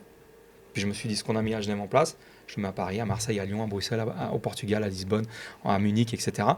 Puis la thématique de soirée, je la mets. Je mets un petit budget pub, je regarde ce que ça tourne, je vois les mecs qui s'engagent, je vois les mecs qui sont intéressés, je vois des commentaires, mais je crois pas que tu avais les commentaires encore dans la partie de l'événementiel, c'était vraiment l'événement Facebook. Je vois tout ça, ça passe. Et puis je me dis, maintenant je vais appeler les différentes discothèques, clubs dans les différentes villes. Puis comme les événements avaient vraiment un engagement, tu vois, 2, 3, 4, 500 000 personnes, les patrons de discothèques avaient vu passer l'événement. Et souvent, ça a été, mais tu le fais où? Je comprends pas, c'est quoi ton délire? Après, je l'expliquais vite fait sans donner toute la recette. Puis il me disait, ok, fais ça chez moi, quoi. Donc, j'ai commencé à tisser une toile, si tu veux, en Europe, au niveau de l'événementiel, dans les discothèques, donc l'événementiel public, avec tout un système, un écosystème mis en place avec le caissier. Enfin, le deal était fait que je devais mettre un caissier en place, payer l'artistique, le DJ, les danseurs et tout ça. Mais je pouvais scaler à l'infini. du fait que j'utilisais les réseaux sociaux. Donc moi j'étais à Genève, puis j'avais des mecs dans chaque ville qui allaient faire les soirées. Donc ça veut dire quoi? Que tu as un caissier qui est là, l'encaissement était fait, avec un système de carte de crédit. Le DJ qui devait jouer telle musique jouait la musique, les petites danseuses dansaient. Puis ça commençait à prendre de l'ampleur, tu vois. Et puis on arrive gentiment donc là 2019 et 2020. Voilà, on va le ressasser une nouvelle fois. Notre ami le Coco débarque avec, lui il fait ce qu'il peut, mais la gestion est ce qu'elle a été. Et là je me retrouve 2020 en Espagne, à Malaga, avec un restaurant acheté, avec mon associé de l'époque. Et Covid arrive, donc l'événementiel s'arrête. Lui, il continuait la logistique de l'événementiel. Et moi, je devais développer le côté restauration pour faire un petit revenu et m'occuper sur place. Et surtout, après, faire de l'immobilier à courte durée. Tu sais, de l'acheter de l'immobilier, faire de la courte durée, parce que Malaga, c'est Costa del Sol. C'est en gros 30 millions de touristes à l'année, tu vois ce que je veux dire. Et puis voilà, tout le monde cherche à se loger. Donc, c'était ça un peu le game plan, tu vois. Et puis le Covid arrive, les événements zéro. Donc, je passe d'un certain chiffre d'affaires à zéro. Le restaurant, j'ai pas pu le développer parce que c'était avec on devait mettre ce qu'on rapportait avec les événements dans le développement du restaurant. Donc, de toute façon, on n'avait plus le droit de faire de la restauration, donc zéro. Et puis le gouvernement espagnol, pour mes bons loyaux services, m'indemnise de 300 € par mois. Ils disent voilà. Donc tu passes j'arrivais à 500K par année. Okay. D'accord, avec une grosse marge bénéfice brut parce que les coûts étaient vraiment le truc, c'était que, comme disait mon associé de l'époque, on a touché le loto. On ne le retouchera plus jamais, mais c'était beau de l'avoir touché une fois, quoi. Donc c'était vraiment, on avait fait un modèle économique qui était scalable à 600%. Tu vois, on pouvait aller à New York, on pouvait aller à Buenos Aires, on pouvait aller où tu voulais. Du moment, voilà, vraiment le truc était fort. Si tu gagnais, tu faisais un levier de 3x4 par rapport à ta mise. Si tu perdais, je sais pas, 100 balles, 150 € ou quelque chose comme ça, quoi. Ou 150 francs suisses. Donc c'était vraiment, le ratio était énorme, quoi. Avec un bénéfice brut de 80%, quoi, tu vois. Okay. Et après de la recommandation qui se mettait en place, parce que justement, quand tu fais vivre un établissement, tu sais, c'est connecté, quoi. Donc le mec qui a un petit truc à Marseille, il a un pote de Paris qui a aussi un petit club. Vraiment le tentaculaire, quoi. Le truc, ça commençait à prendre de l'ampleur. Et puis, pac, alors cette fois-ci, j'avais pas prévu ça. La stratégie était de faire des événements dans différentes villes, différents pays, pour justement, si tout d'un coup on s'embrouillait avec X, Y, Z à Bruxelles, on s'en fout, on avait Paris, Marseille, Porto, Lisbonne qui étaient toujours là, tu vois. Mais on avait surtout pas anticipé un arrêt mondial, quoi. Et comment tu les démarchais, avant d'en repartir sur cet arrêt, comment tu les démarchais tous ces... En ads. Ah, tu les démarchais tous? Je créais l'événement sur Facebook, okay. D'accord. Je mettais le budget comme, je créais, je sais pas, poète party à Paris, avec le visuel, le texte qui va bien. Je mettais l'événement sur Facebook, il tournait, il engageait, les gens participaient, je sais pas, j'avais 3, 4, 5 000, 10 000 personnes qui participaient. Et puis après, j'appelais on avait accès à l'annuaire en ligne, tu vois, je veux dire, j'avais plus de bottin téléphonique. Donc du coup, je tapais sur Google discothèque Paris, je sélectionnais, j'appelais les mecs. Comme eux, ils avaient vu, ou même des fois leurs clients avaient dit, mais c'est vous qui faites cette soirée-là, le truc était déjà acquis, quoi. Donc le mec me disait, ok, c'est quoi ton deal? Moi, je fonctionne comme ci, comme ça. Ok, c'est bon, vas-y, on est parti. Et du coup, je mettais après un nom sur l'événement. Et puis voilà, quoi, la soirée se faisait. Et après, tu sais jamais ce que ça va engager, tu vois, dans le réel. À chaque fois, je faisais plus que tout le monde. À Marseille, on m'appelait le magicien suisse. Parce que justement, il me disait, tu connais la ville? Je disais non. Tu connais des leaders d'opinion? Non. Tu connais le club? Je dis non, je connais pas ton club, c'est la première fois. Alors Marseille, je connais parce que je suis venu une fois en vacances, tu vois. Et puis du coup, il me dit, mais comment tu fais plus de monde que nos organisateurs? Comment tu fais plus de monde que nous-mêmes, tu vois? Même quand des fois, on met beaucoup d'argent dans les invités, les guests, DJ et tout ça, voilà, quoi, via Facebook. Donc, et toi, tu n'as jamais ramené trop des guests dans ces boîtes ou non? J'ai créé, si tu veux, alors attention, j'ai mis la tendance en place où justement, j'ai enlevé le nom du DJ. Mais par contre, je prenais des DJ qui avaient une qualité musicale qui passait partout. Tu vois, des mecs qui regardaient la piste de danse, justement, qui avaient une certaine empathie, et non pas qui passaient leur musique à eux comme s'ils étaient dans leur cave. Donc, je sais que j'avais des 4x4 en DJ. Si tout d'un coup, il fallait changer un tout petit peu de style de musique parce qu'ils voyaient que la sensibilité du public à ce moment-là, de l'audience, était un peu différente s'ils le faisaient. Mais je ne mettais plus leur nom en avant. C'était la thématique de soirée qui amenait les gens. Et après, il y avait une qualité musicale à l'intérieur. Ouais. Et j'ai juste dans la musique électronique, la techno, on a fait des guests, tu vois, parce que c'était un peu courant. Mais même ça, quoi. Et la même chose, tu vois, de fait de fédérer sur les réseaux sociaux, je recevais des messages d'artistes qui me disaient « Ah, mais ouais, j'ai vu que tu n'avais pas de line-up donc d'artistes prévus. Est-ce que ça te dirait que tu veux jouer ?» Puis du fait que le mec te démarche, c'est toi qui fais le prix, c'est plus lui qui dit le tien, tu vois, je veux dire. Non, vraiment, ça crée, ça fait des restes, c'est vraiment un moment cool que j'ai vécu. Et comme je pense, comme disait mon ancien associé, le loto quoi, de l'époque, l'âge d'or de l'époque, par rapport à notre parcours, tu vois, je suis content d'avoir touché du bout du doigt, puis après, voilà, quoi, ça s'est terminé comme ça. Ouais. Mais vraiment, la démarche, c'était énorme, quoi, dans le sens où je mettais un événement là-bas, je le faisais tourner en publicité, ce qui est plus faisable au jour d'aujourd'hui, tu vois, parce que j'ai réessayé. Mais non, c'était un moment, tout était aligné à ce niveau-là, quoi. Tout ce que j'avais mis en événementiel, les portes que je m'étais pris, j'arrivais au bout du truc, quoi. Donc sur 20 années d'événements faits, de tout ça, justement entre guillemets profiter de ma naïveté, de ma jeunesse et tout, de mon inculture entrepreneuriale, bah, ça a fait que là j'arrivais vraiment à un truc où c'était moi qui avais monté le truc avec mon asso. Ça allait nous bénéficier à nous et mes perspectives étaient vraiment à l'international, tu vois, et je commençais à être approché par des festivals connus qui voulaient que je fasse des scènes de telle thématique ou telle thématique, quoi. Et alors, comment s'est passé ce foudroiement Très mal. Très mal. Franchement, je l'ai très mal vécu psychologiquement. J'ai pris un gros punch. J'étais justement en Espagne, à Malaga. Okay. Mentalement, une déflagration. En me disant, putain, c'est pas possible, quoi. Là, on m'a tout coupé sous le pied. Manque de résilience à l'époque, parce que justement, ça aurait dû m'amener à mettre du e-commerce en place, parce que la niche était propice à ça. Du fait que tout le monde était sur ses portables, des PC à la maison, tu vois ce que je veux dire. Alors, à contrario, alors on me dit souvent, t'es sévère avec toi. C'est vrai que j'exagère le trait, tu vois. Mais j'ai pas rebondi comme j'aurais voulu après analyse. Mais j'ai mis en place un système pour une amie restauratrice à Malaga, un système de publicité en place où justement ça a fait son petit effet parce que en gros, en un service, elle faisait le chiffre d'affaires d'une journée, quoi. Donc si tu veux, de midi à 15h, parce que c'est des heures un peu différentes dans le sud de l'Espagne, de midi à 15h, elle faisait comme si elle avait ouvert de midi à 15h et de 20h à minuit. Okay. Comme ils disent les Espagnols, joder, ça marche ton truc, tu vois. Donc du coup, voilà, quoi. Donc j'avais mis ça en place, mais pas pour moi. Et puis j'avais essayé de créer un petit e-commerce autour d'un masque, justement, où tu pouvais voir les émotions, parce qu'on ne voyait pas les émotions, donc un masque transparent. Zuckerberg m'a fait comprendre que j'avais pas le droit de le faire, donc du coup il m'a striké mon compte publicitaire et tout ça.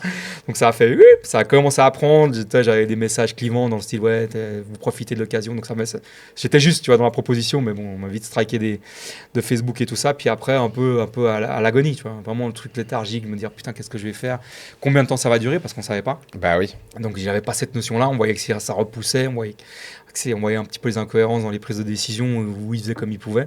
Moi, je trouvais plutôt que c'était de l'incohérence. Donc voilà, ça traîne. Donc je suis à Malaga, petit 300 € par mois. Je me retrouve lessivé mentalement. Et puis on essaie de se soutenir avec les amis. On met des petits lives en place, des trucs comme ça. Mais rien de concret, tu vois. Puis plus envie, quoi. Un peu la remise en question, quoi. Ouais, vraiment le shutdown, quoi. Le haut, les bas. C'est vraiment bas. Comment pour toi, tu peux gérer au mieux les hauts comme les bas? Parce que on le sait, dans l'entrepreneuriat, c'est jamais linéaire. Ça vole haut, mais ça descend très bas aussi. Ouais. Et la dépression, je trouve qu'elle est jamais très très loin aussi. On flirte avec. Hein. Ouais, je pense vraiment, on flirte avec, donc c'est un peu un côté maso, quoi. On est toujours en train de se. Alors, écoute, moi, comment je gère ce genre de situation, c'est vraiment dans le fait de l'analyse. Et j'ai été éduqué à être hyper positif. Okay. Donc toujours voir le positif dans les situations qui se passent. Et après, j'ai eu une formation. Ah oui, c'est vrai que j'avais oublié ça. En 2006, j'ai suivi une formation aussi, côté marketing et tout ça, éducation aussi, comment gérer son agenda, etc.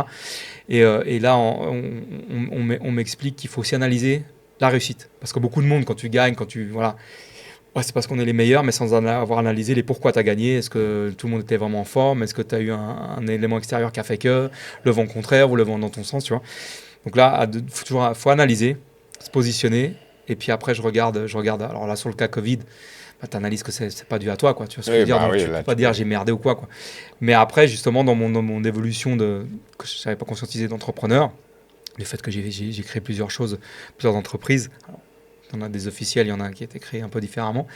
Et bah là, c'était justement l'analyse du fait qu'il fallait changer l'entourage, quoi. Ce que j'ai fait, mais j'ai mis quelques années à le faire, tu vois. Ouais. Parce que toujours l'émotionnel est lié, donc du coup, tu dis, ouais, non, mais bon, voilà, nanana, tu me donnes des excuses à toi et aux autres.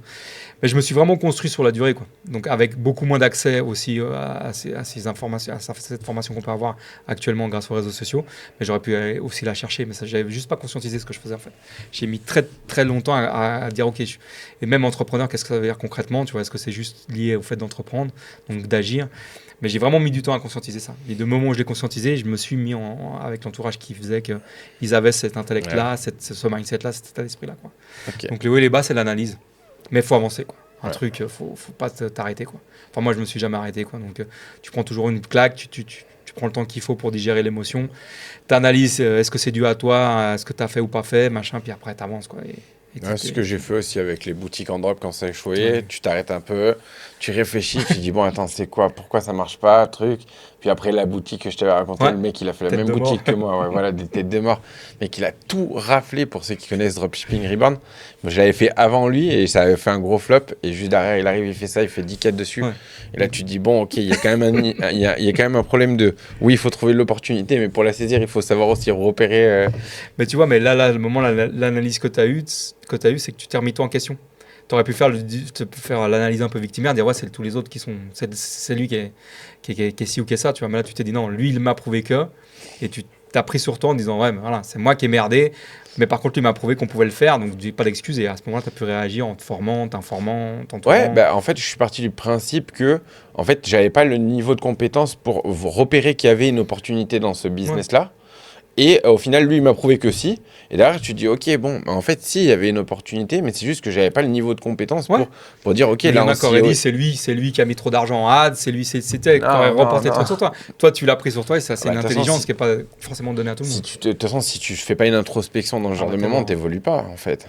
T'évolues pas, parce que à chaque échec, c'était justement l'introspection. Parce que moi, je dis quand même que je suis pas si intelligent que ça. Parce que pour moi, quand on parle des gens intelligents, j'aime bien, j'ai toujours une image de. On dit souvent que le mec abruti, c'est quelqu'un qui fait une erreur et recommet la même erreur derrière. Parce qu'il apprend pas de ses erreurs. Donc ça change pas les process. Le mec, on va dire pseudoment intelligent, donc c'est où je me considère moi, il fait une erreur et reproduit pas la même erreur. Donc il apprend de ses propres erreurs. Il en fait une autre. Mais il en fera une autre. Du moins, ouais, mais en fait, tu prends tous les murs, mais tu t'améliores à chaque fois et puis tu vas évoluer à chaque fois, à chaque mur que tu prends. Donc tu apprends de tes propres erreurs. Et le mec très intelligent, c'est que je ne suis pas du tout. Et très bête à moi, mais bon, écoute, c'est comme ça. C'est celui qui apprend des erreurs des autres. Donc il n'a pas besoin de les commettre. Il le voit, par exemple, moi je vois quelqu'un, il commet une erreur, il va aller sur Discord ou il fait un truc qu'il ne faut pas faire. Tu connais des gens comme ça? De quoi? Des gens qui apprennent des erreurs des autres? Merci. Je vois pas trop de gens autour de moi, mais je sais que c'est la faculté de l'excellence parce que en fait, tu vois autour de toi le mec qui te dit, même moi si on me dit fais pas ça, tu vas le faire. Je prends le mur en pleine tête et quand je l'ai pris, je me dis ok. Bon, là j'ai pris un mur, maintenant comment on va faire le pivot? Et je refais le pivot. Je pense que moi par rapport à la même chose, la même analyse que toi, je pense que la dernière personne que tu cites n'existe pas. Pour simple exemple, c'est que pour moi l'être humain il doit faire ses erreurs, ses propres erreurs, pour en comprendre les conséquences et après rebondir là-dessus ou pas. Je veux dire, vous s'enfermer dans une victimisation et tout. Mais le mec qui arrive à prendre des erreurs des autres, la preuve en est, c'est nos parents nous ont dit gna gna gna, nos grands-parents ont dit à nos parents gna gna gna. Et les schémas évoluent pas, quoi. Tu regardes l'être humain, c'est Einstein qui disait, je crois, c'est quelqu'un de fou, celui qui refait les mêmes choses en pensant que le résultat va changer, quoi. Tu vois ce que je veux dire? La folie, c'est ça. Mais tu regardes l'être humain, ça fait des décennies, des siècles qu'il fait la même chose. Ses parents lui disent de ne pas le faire, mais tu vas y aller. Pourquoi? Parce que en fait, c'est que toi qui auras fait la chose que tu vas te dire ok, c'est vrai.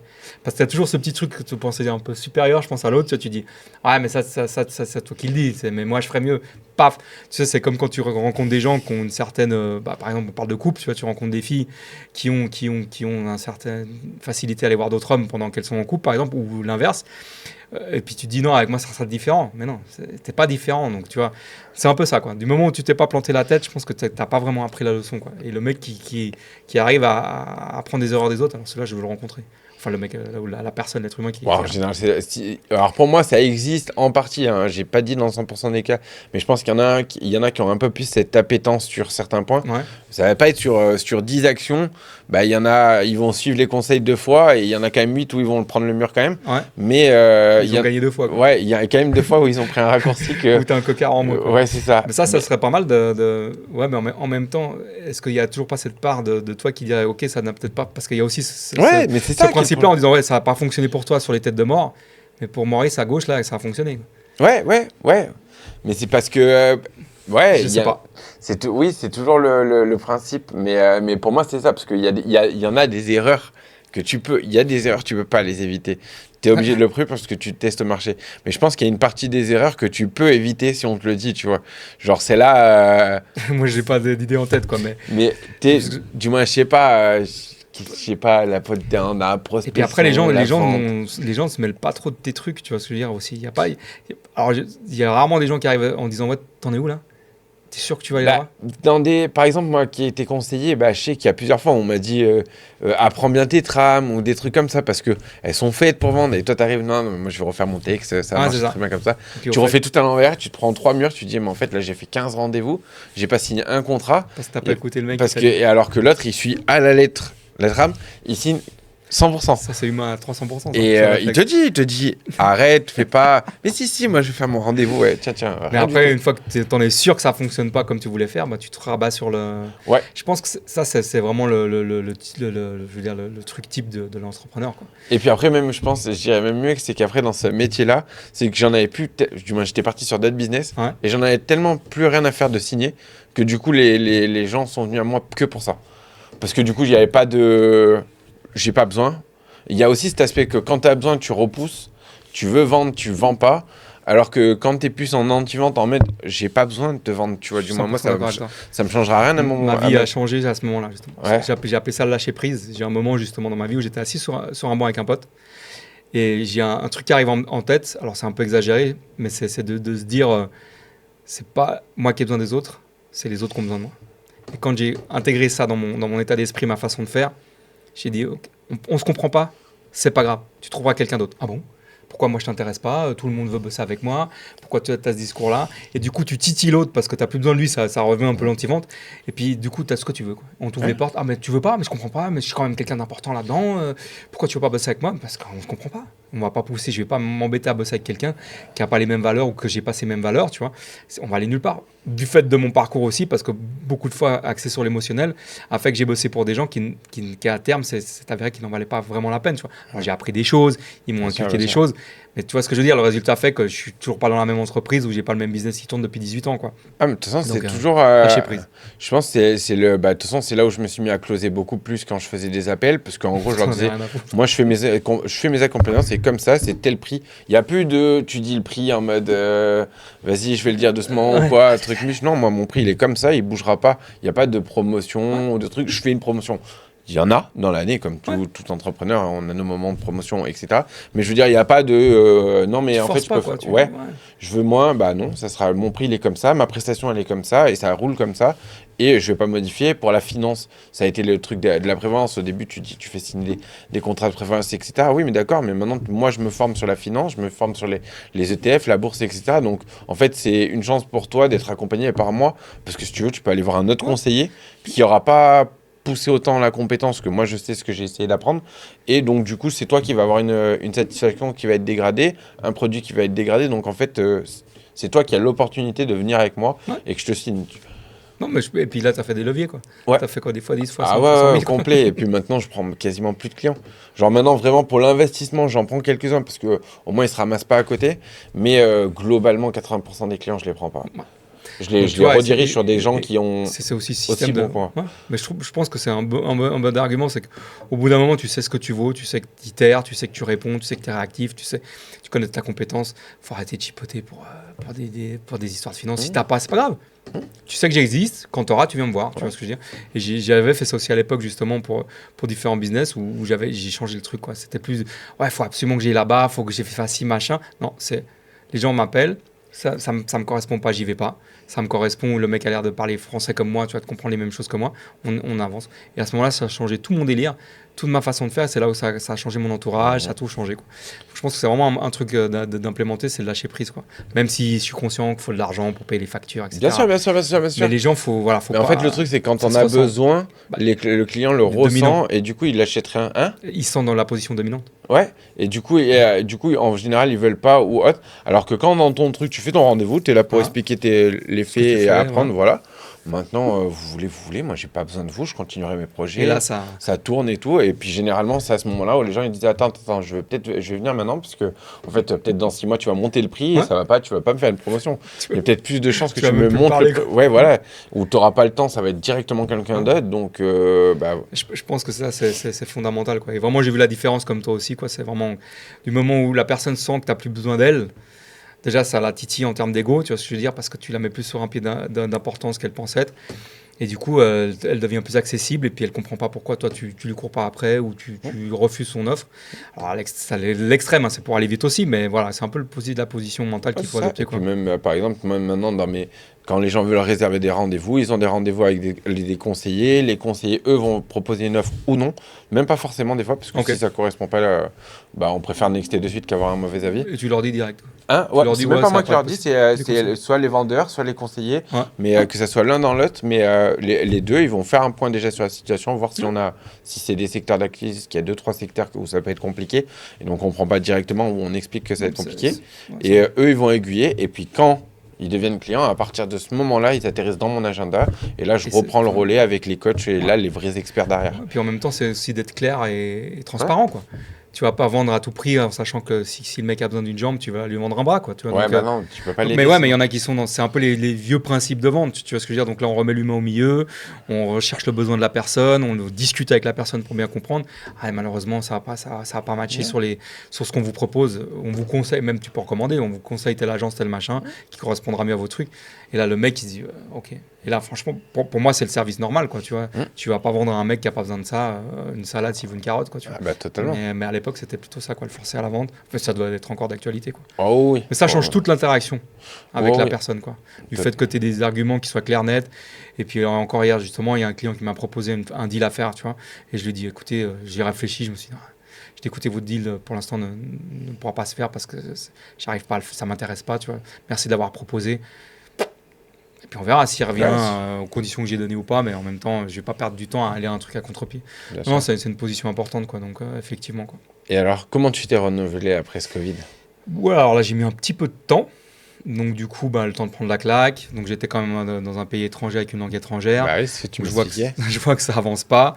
Je reviens à Genève, donc de ma terre de naissance. Et je reviens à Genève et puis là, je relance un petit peu les événements, mais tout a changé. Les algos ont changé, les enchères ont changé, donc les publicités ont changé. Le changement profond de la consommation du milieu de la nuit en Europe, même je pense dans le monde, suite à cette coupure de 2 ans, tu vois, donc la nouvelle génération qui ont pris ça en pleine tête à 18 ans, 20 ans, n'ont plus les mêmes habitudes qu'à l'époque, donc ils en ont forgé d'autres, tu vois, en consommant, ils sont toujours festifs, mais différemment, donc ils ne se rendent pas forcément dans les discothèques. Donc je vois que du coup, quand j'avais un 80% de bénéfices bruts, je passe à un timide 30, toi, ça commence à s'amenuer, ça fait du 40%, puis après ça fait du 30%, puis après ça fait quasiment, je perds de l'argent, je dis bon, il y a quelque chose qui ne va pas, j'irai essayer. De nouveau zone de confort, donc je savais comment le faire. Je me suis dit allez, on redémarre naïvement, tu vois. Et non, ça a changé, Dylan. Faut trouver une autre occupation. Donc du coup, le côté événementiel, je le garde parce que j'ai quand même 30 ans d'expérience là-dedans, donc j'ai une certaine facilité.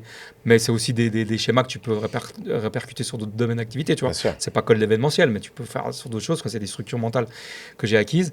Et du coup, je me dis qu'est-ce qui se passe. Je consomme beaucoup de contenu YouTube, notamment une plateforme que j'aime bien. Et je m'interroge, je me forme là-dessus, sur la tech, sur la politique, la géopolitique, sur notre façon de voir les médias, tu vois, le journalisme citoyen et tout ça. Je regarde tout ça, je digère ça. Et puis en même temps, je me dis, est-ce que ça serait pas le temps, parce que j'avais toujours des sollicitations pour lancer une agence de digital marketing, tu vois, mais 360, parce que j'ai toujours fait des sites internet en side, tu vois, je veux dire, j'ai toujours fait de la publicité pour les clients que j'avais justement fait des événements, qui avaient un bar, un resto, machin, mais jamais de manière officielle, tu vois, c'était plus entre guillemets du dépannage.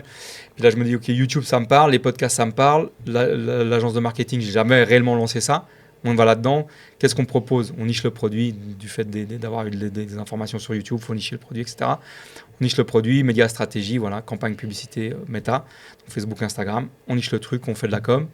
Et puis en même temps, j'aime bien recevoir les gens, discuter, échanger. Je replace l'humain au milieu de la pièce, de l'échange. Et puis je recentre aussi. J'étais parti sur une expansion internationale, tu vois. Et là, je me recentre sur le fait de dire non. Je vais apporter ma petite valeur que j'ai compilée au fil de ces années, mais à Genève. Donc je vais parler à des gens de Genève, avec ce que je sais, ce que je peux leur apporter comme plus-value ou pas, tu vois ce que je veux dire. Voilà, donc je fais un podcast, on garde l'entrepreneur au centre de la discussion. Donc, c'est le fil rouge, en fait, le parcours entrepreneur. Femme, homme, jeune, vieux. Enfin, il n'y a pas de... Voilà, du moment où tu as quelque chose à dire, un parcours à partager, ce qui est le cas de 100% des gens, parce qu'on a tous vécu et des différentes problématiques de vie. Mais j'ai mis le fil rouge sur l'entrepreneur. Donc, je lance l'agence sur le media buying, donc spécialisée dans les publicités Meta. Ça fait une dizaine d'années que je suis formé dessus. Donc, j'ai dépensé pas mal de budget. Donc, j'ai accès à des experts de chez Meta, etc., en marketing, en technique, en... Tu penses que tu as dépensé combien sur Meta? Est-ce que tu as une fourchette? Je suis cumulé. Ouais. Donc tous les clients, moi... Ouais, tout ce que toi, tu as maîtrisé comme gestion publicitaire. Ouais, alors ça... Je pense qu'on doit... Le million, on l'a passé, sur le cumul, sur le 10 ans. Ok. Mais ouais, on doit frôler le 2 millions si je cumule tous les mandats que j'ai eus. Et ouais, tout ça, la gestion des ads que tu as eu sous les mains. On va dire un bon million et demi. Mais il faut bien comparer c'est pas que son investissement, parce qu'il y en a, ils vont dire c'est gros, etc.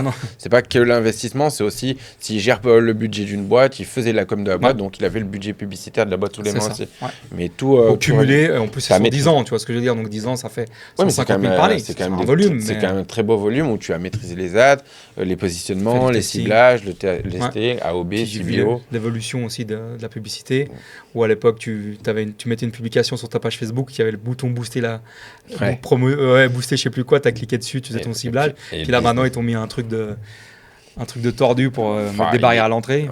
Et là, ils te mettent de l'IA qui sert à pas grand-chose pour l'instant. Ah, j'ai pas suivi ça. Ils te proposent de refaire des visuels avec de l'IA, tu vois ce que je veux dire. Ils te font des propositions de texte aussi. Et puis, il y a l'Advantage Plus qui gère toi-même les placements, les budgets, les machins. Bon, en gros, ils veulent nous sortir de la boucle, tu vois. Mais tout ce qui est media buying, mais c'est pas encore. Et là, ils ont mis des notes, tu sais, sur Meta, tu as des notes ça, j'ai vu ça. Ouais. Ça, c'est gadget. Moi, j'ai qu'une campagne de retargeting pour les gens qui ne sont pas inscrits pour retargeter, aller plus loin dans l'inscription. De toute façon, ça ne vous coûte rien. Et j'ai qu'une campagne de retarget, j'ai aucun ad qui tourne. Okay. Alors là, ça devrait changer avec le système des webinaires, du moins parce qu'il y a tout ça qui est en train d'être mis en place aussi. Hein. J'ai payé pas mal de sous-sorties cette année pour ça. Donc là, on va mettre en place et on va essayer ce nouveau modèle un peu plus actuel. Et puis moi aussi, m'apprendre une nouvelle compétence. Ouais. Mais oui, j'ai suivi l'évolution. Après, il y a eu Meta, donc Instagram, WhatsApp, etc., Messenger qui sont mis en place. Puis après, on a eu différents IA qui viennent d'arriver sur le marché, enfin qui sont déjà là depuis un moment, mais qui sont publiquement arrivés pas très longtemps sur le marché.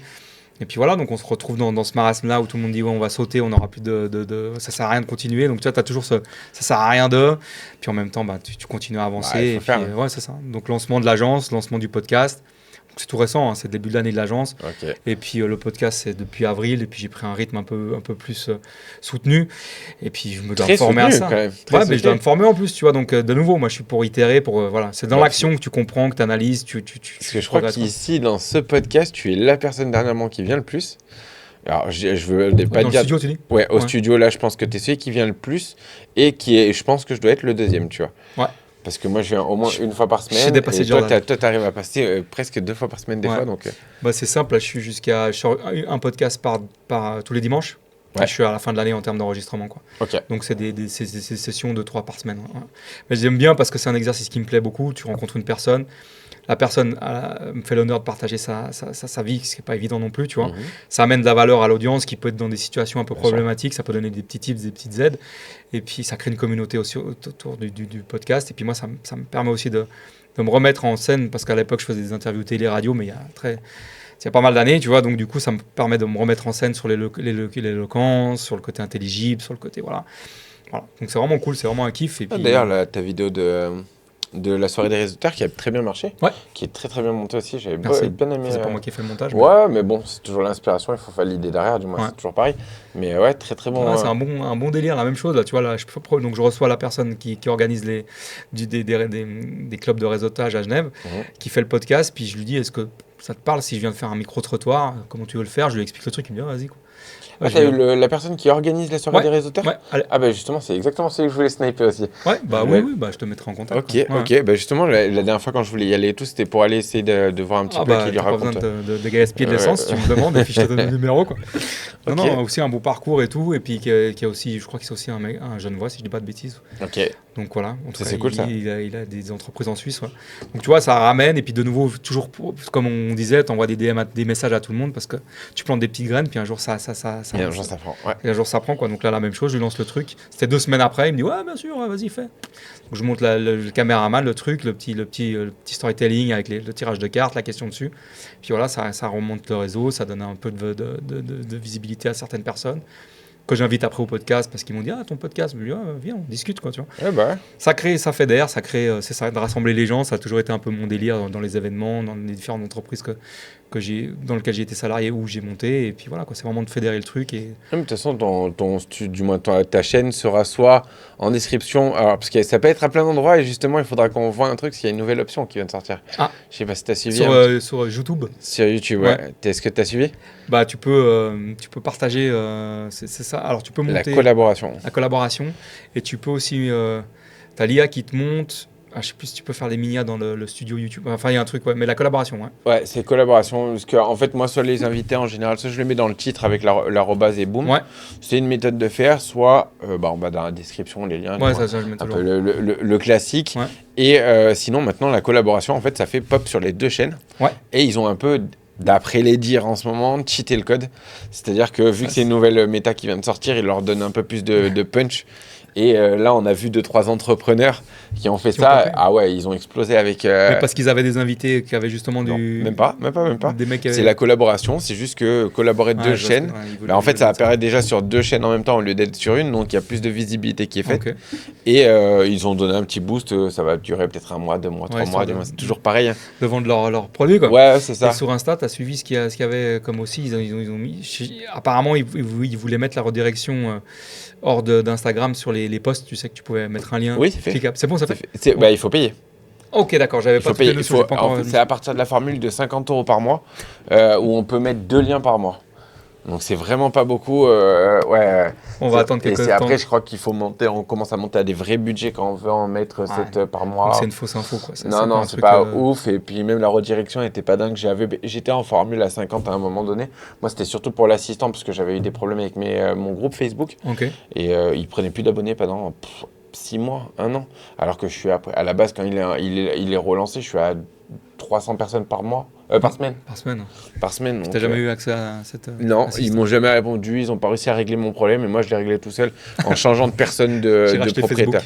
Non, j'ai changé j'étais leader de mon groupe et je l'ai donné à ma femme pour qu'elle passe elle leader et moi je me suis mis en modérateur et ça a fait péter la restriction et pour l'instant on laisse comme ça, je le tiens comme ça et dans 6 mois, du moins je crois que c'est en octobre où elle pète cette restriction, je reprendrai main sur mon groupe pour gérer parce que du coup je le gère beaucoup moins parce que c'est plus moi qui poste, il n'y a plus les automatisations, mais il y a plein de choses qui m'embêtent mais bon, je reprends, là je suis de nouveau à 100 par semaine donc on reprend la croissance quoi. Donc, tu as réussi à résoudre le problème. C'est ça que j'ai vu aussi, c'est qu'en ayant accès à ces experts marketing et autres, voilà, quoi, il n'y avait pas souvent de grosses informations qui étaient échangées, tu vois, et ils n'étaient pas forcément plus experts que nous-mêmes, quoi. Donc, tous les jours sommes confrontés à des campagnes publicitaires. Il y en a même qui me disaient attends, je dois créer la campagne pour comprendre que. Je dis d'accord. Quand tu crées quasiment 4-5 campagnes par jour, je vais te dire que tu as vite compris comment ça fonctionnait, quel bouton servait à rien, pourquoi on te mettait ça sous le nez pour soi-disant t'optimiser le truc, mais ça optimisait rien du tout. Enfin voilà quoi, des trucs, c'est clair. Même si les budgets sont effectivement pas des énormes budgets dépensés, mais ça permet d'acquérir aussi une certaine compétence et il fait d'itérer, quoi. Et c'est quoi un petit peu tes visions dans 5-10 ans? Où tu vas entrepreneur? Alors je vais gentiment au cimetière, non je rigole. Mais je vais là je vais comme je suis vraiment au début de l'expérience, tu vois. Alors j'ai ma projection, j'ai ma vision avec mes étapes à franchir, vu que ce sont des étapes que j'ai déjà franchies par l'époque, tu vois ce que j'ai dit à l'époque dans des différentes business que j'ai mis en place et du coup et ça c'est un truc aussi que j'ai remarqué, c'est que tu es obligé de les franchir.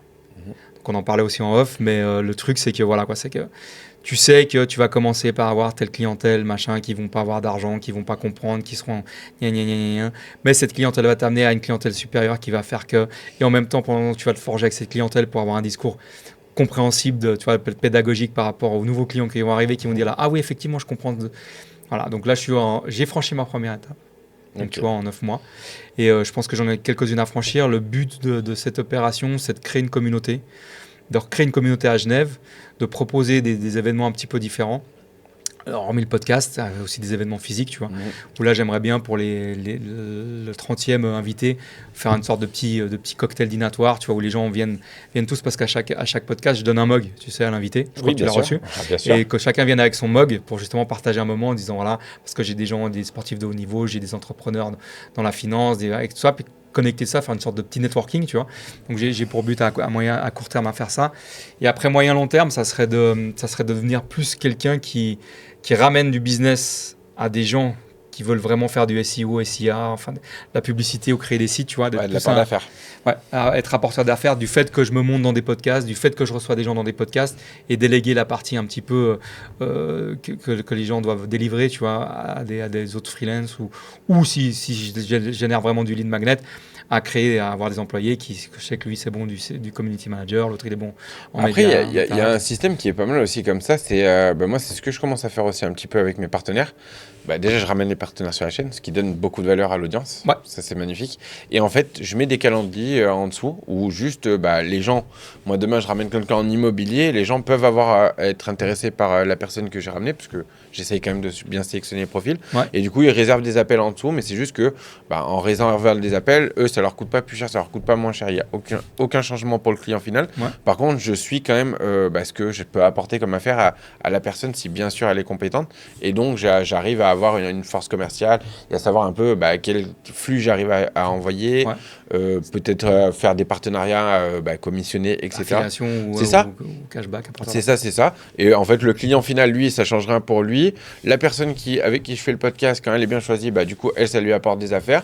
Moi, ça m'apporte aussi du business là-dessus, ça finance les vidéos, voilà. Monsieur, et au moins, tout est bénéf. Et au moins, j'arrive quand même à retracer avec ces systèmes d'appel un peu quels sont les clients, parce que c'est toujours pareil, à les ramener, il y a des coûts de production, coûts de miniature, coûts de ci, coûts de ça.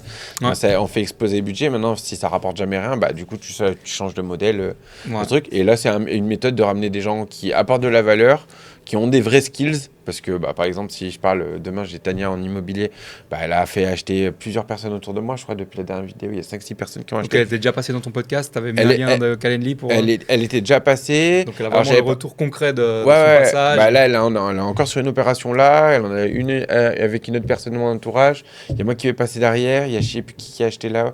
Ouais, donc plutôt 4-5 affaires, je crois, qu'il y a fait. Mais, tu fais de l'intervention dans ton podcast. Ouais, des gens qui ont vu. Tu peux quantifier ça et... C'est cool. Et du coup, ça permet de voir déjà ce que tu peux apporter à un entrepreneur. Et surtout, là, le plus cool, c'est que tout le monde est content. Ouais, c'est ça. J'ai remarqué que c'était, excuse-moi de t'interrompre, c'est que maintenant, les gens sont vraiment dans l'échange, le partage. Et il y a une autre époque que j'ai vécue, c'était vraiment le truc exclusif, tu sais. Et là, je vois du style, même moi, ça ne me dérange pas je suis aussi dans ce mood-là. J'ai jamais compris enfin, j'ai compris pourquoi en termes de business, tu vois. Mais je pense que c'est beaucoup plus vertueux justement de recommander. Alors, la recommandation, c'est compliqué parce que si tu envoies vers un Charlot ou une Charlotte, ça se passe mal. Mais après, c'est que vraiment, tu ne gardes pas pour toi, tu ne fais pas de rétention en disant « ouais, c'est moi qui gère ». Non, ok, tu as un mec que tu sais qui est compétent, qui itère, qui est réactif, machin, ou une fille, tu lui envoies, quoi. Et puis après, tu peux faire le suivi en disant « c'est bon, ça se passe bien », avec le backup client, le backup... Bien sûr.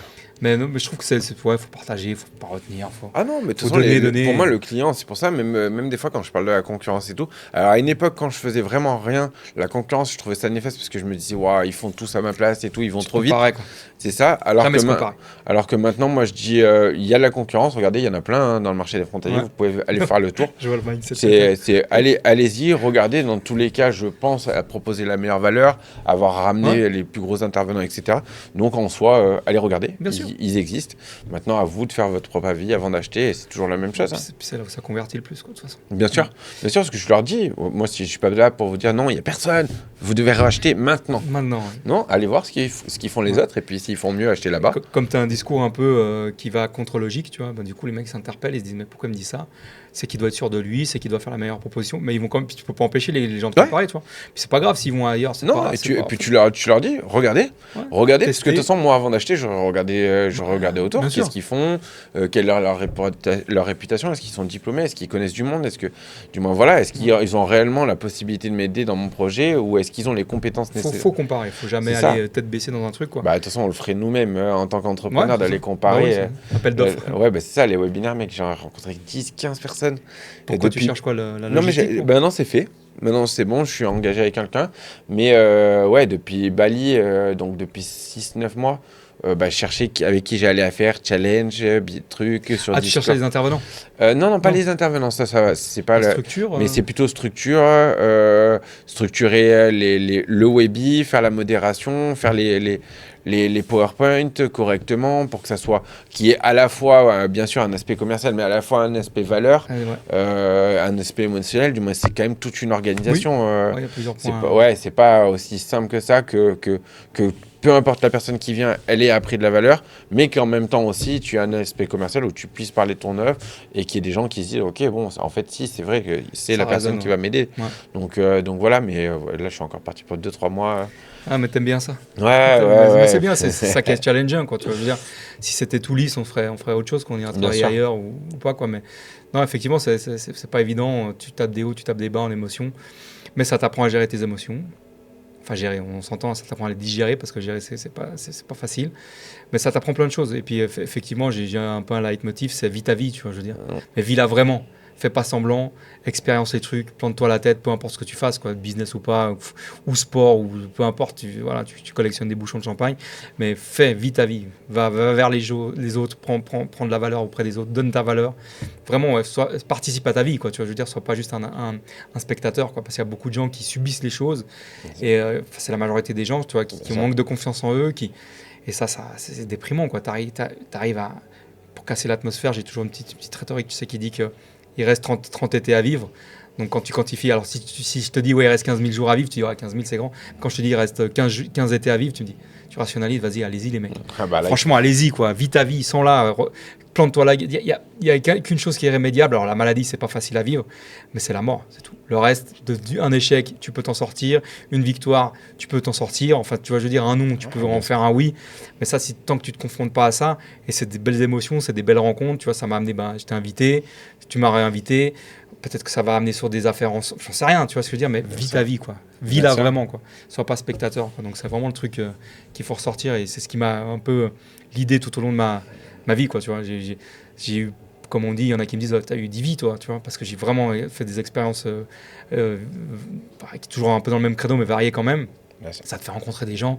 Maintenant, j'ai des personnes partout dans le monde, tu vois, qui savent qu'ils peuvent venir chez moi et que je peux aller chez eux, et ça n'a pas de prix, quoi, tu vois. Mais si tu sors pas de chez toi et que tu regardes toute la journée et que tu scrolles, c'est ça. Ah ouais, t'évolues pas, pas. Je pense que il faut se confronter à la vie encore, quoi, à la vraie vie, tu vois, je veux dire. Et toi, pour toi, un petit peu, si tu devais donner, parce que j'aime bien un peu finir tous les podcasts, parce que là, du coup, tu nous as donné un petit peu tes conseils, mais j'aime bien te demander un petit peu quelles sont tes sources d'informations.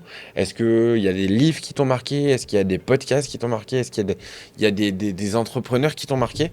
Qu'est-ce que tu pourrais dire? J'aime bien demander cette question en fin d'interview à tout le monde, parce qu'on apprend tous à quelque part, et l'audience aime bien savoir. Alors, effectivement, tu as des livres qui sont assez intéressants sur des points de vue, tu vois ce que je veux dire. Donc, alors je ne lis pas tous en mémoire, mais là, ce qui arrive en mémoire, c'est Influence et manipulation, si je ne dis pas de bêtises. Bien sûr. Donc ça, franchement, c'est assez... Même si c'est des choses... En fait, si tu veux, tout le monde est conscient d'eux.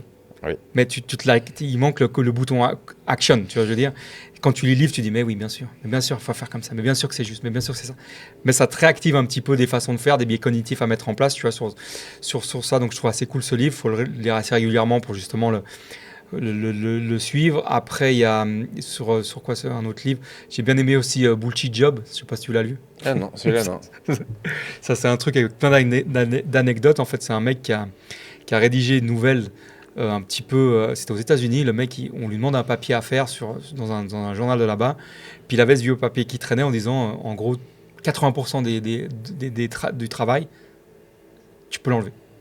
Sur 100 personnes qui travaillent, 80 ont un métier inutile, qui ne servent à rien. Okay. Puis il se dit, bon, je vais proposer, alors j'ai plus la mémoire de tout, mais en gros ça, je vais proposer cette nouvelle-là à ce journal. Le journal la sort. ça fait un buzz incroyable. Il reçoit plein de trucs en disant ouais, effectivement, moi, il y a telle personne que. Enfin, je veux dire, ça va jusqu'à. Il y a un mec qui est mort dans son bureau et ils l'ont découvert 48 heures après qu'il soit mort. C'est-à-dire que le mec, pendant 48 heures dans son bureau, il n'y a personne qui est venu lui demander quoi que ce soit. Tu vois l'intérêt de cette personne. Enfin, tu vois, je veux dire, c'est un humain, mais tu vois l'intérêt de sa position, quoi. Et justement, il reçoit plein de témoignages de gens qu'il a compilés dans un livre qui s'appelle Bullshit Job. Alors, j'ai plus le nom de l'auteur, malheureusement. En fait, c'est que des anecdotes comme ça, quoi. Tu as des mecs qui disent, ouais, effectivement, comme je t'ai dit, on a découvert un mort de 48 heures dans son bureau, sur la place de travail. Ou là, par exemple, moi, je voulais arrêter de travailler pour telle personne. Puis, comme mon patron devait justifier tel truc, il m'a augmenté. Enfin, il m'a dit, non, tu restes, tu seras l'assistant de la machine à écrire. Enfin, je sais pas, de mettre de l'encre dans l'imprimante. Le truc qui sert à rien, tu vois, mais le mec, il lui doublait son salaire avec des facilitations, des facilités sociales, tu vois, ou de payer ton assurance, juste pour justifier que lui, il saute pas, tu vois. Enfin, vraiment, le livre, c'est un recueil de trucs comme ça, et puis quand tu lis, tu dis, mais c'est pas vrai. Alors, je connais pas la véracité des trucs, quoi, mais ça m'avait bien diverti. Donc, ouais, influence, manipulation. Le fameux art de la guerre, pas pour le combat, mais pour la stratégie. Et puis après, alors, je sais plus Zouzou, comment il s'appelle, enfin, l'auteur de l'art de la guerre, je ne sais plus comment. Shinjutsu. Ouais, je sais pas. Shinjutsu, il me semble. Moi, je l'ai en velours et tout, là. Ouais. Moi, je l'ai en livre simple, mais ça, je trouve que c'est cool aussi. C'est assez formateur dans le positionnement, dans la stratégie. Après, tu as, alors chaque fois, les noms des auteurs, je suis une vraie cave là-dessus, mais tu as le Start with a Why ou quelque chose comme ça. Enfin, commence avec un pour toi de Simon Sinek ou Simon Sinek. Je crois que c'est celle, le nom, mais je l'ai pas vu celui-là. Voilà. Et du coup, ça, tout est dans le titre, quoi. Commence avec un pourquoi, quoi. Quand tu sais qu'est-ce que tu fais, pourquoi, que tu fais, pour qui tu fais, effectivement, que tu iras plus vite aussi et que tu as les steps à franchir. Et après, il y avait quoi encore un truc qui m'a marqué. Après, ce sont des podcasts, tu sais. Alors, c'est plus de l'information concrète avec des cas de figure sur tout ce qui est tech. J'aime bien Silicon Carnet, tu sais, qui parle de tech avec Carlos Diaz. Où là, lui, c'est un Français qui est implanté à la Silicon Valley depuis quelques années, depuis une vingtaine d'années, qui avait fait aussi une start-up en France. Donc c'est assez cool, c'est vraiment c'est un peu divertissant, puis en même temps, il a des vrais invités qui sont la tête dans le truc, tu vois, qui sont pas là à faire du storytelling. Il y a des choses un peu plus techniques sur le média méta, justement, comme social media marketing, ou Carole, je suis vraiment une cave elle fait du Carole Mignot ou quelque chose comme ça, c'est une française aussi. Ouais, enfin, je te donnerai les vrais noms après si tu veux sous-titrer avec un astérix. Et puis donc c'est pas mal sur la tech, après géopolitique, Idriss Aberkan, voilà. Donc après ça dérive sur. C'est le premier que j'ai regardé des conférences quand j'ai commencé à entreprendre il y a 7 ans. Une éloquence de ouf. Il faisait ses anciennes conférences où il parlait des robots et tout, tu vois, c'était n'importe quoi. Ce mec m'hypnotise, tu vois ce que je veux dire. Donc après, forcément, quand Idriss, tu le suis, tu suis un peu ses invités parce que voilà, donc c'est un peu géopolitique. L'économie, moi j'adore, je dis c'est mon père spirituel, c'est Charles Gave. Je sais pas si tu connais. Oui. Bien sûr, je trouve ça génial. Après, vous en pensez ce que vous voulez. Donc en francophone, j'ai pas trop de références américaines là-dedans. Après, t'as les Hormozy, les trucs comme ça, tu vois. Mais ça me parle un peu moins. Mais ouais, donc c'est nourri à la base de podcasts, beaucoup, audio. Podcast et livres pour toi. Et livres, voilà. Après, c'est rien d'exceptionnel, toi. Il n'y a pas de but. Je pense que c'est un peu les... pour certains, il y en a que je connaissais même pas. Même, en fait, tous les intervenants, il y en a qui en ont plus ou il y en a qui en ont moins. Par exemple, toi, tu en avais pas mal. Il y en a d'autres qui en connaissent que quelques-uns. Mais vu qu'on a tous un petit peu nos petites pépites, on a tous aussi les mêmes bases. Influence et manipulation, je l'ai d'ailleurs. Il faut que je le rachète parce qu'on m'a piqué. Mais, ça, est vraiment cool. Ouais, il est incroyable ce livre. Je l'avais en bleu, là, le format bleu. Là. Ouais, je crois que c'est la fourrelle bleu et rouge, ou rouge et bleu. Ouais, c'est ça, un truc. Mais il faut que je le rachète parce que moi, j'aime bien. Tous les livres que j'ai lus, je les veux chez moi. Et le truc, c'est qu'à une époque, je prêtais les livres. Et maintenant, je ne prête plus les livres. C'est fini. Tu les donnes, tu les prêtes pas. En fait, les gens, ils ne te les redonnent jamais. En fait, c'est plus. Tu peux prêter de l'argent à quelqu'un, il va te le rendre. Du moins, ça dépend qui, mais il y a plus de chances, selon moi. Quand tu prends de l'argent qu'un livre. Ouais. Ah bon? Ah, sûr. Statistique énorme. Je donne 50 balles à quelqu'un. Pourtant, un livre, ça vaut moins. T'as un bon entourage, là.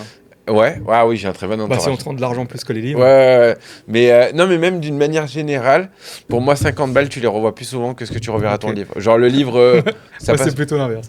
Mais bon, après. Ouais, ok. Mais ouais, ça veut dire que tu as un entourage de qualité, alors, si je peux me permettre. Ouais. Après, je sais pas. Pas forcément une valeur de l'argent, tu vois ce que je veux dire. Ils savent moi, que c'est un outil.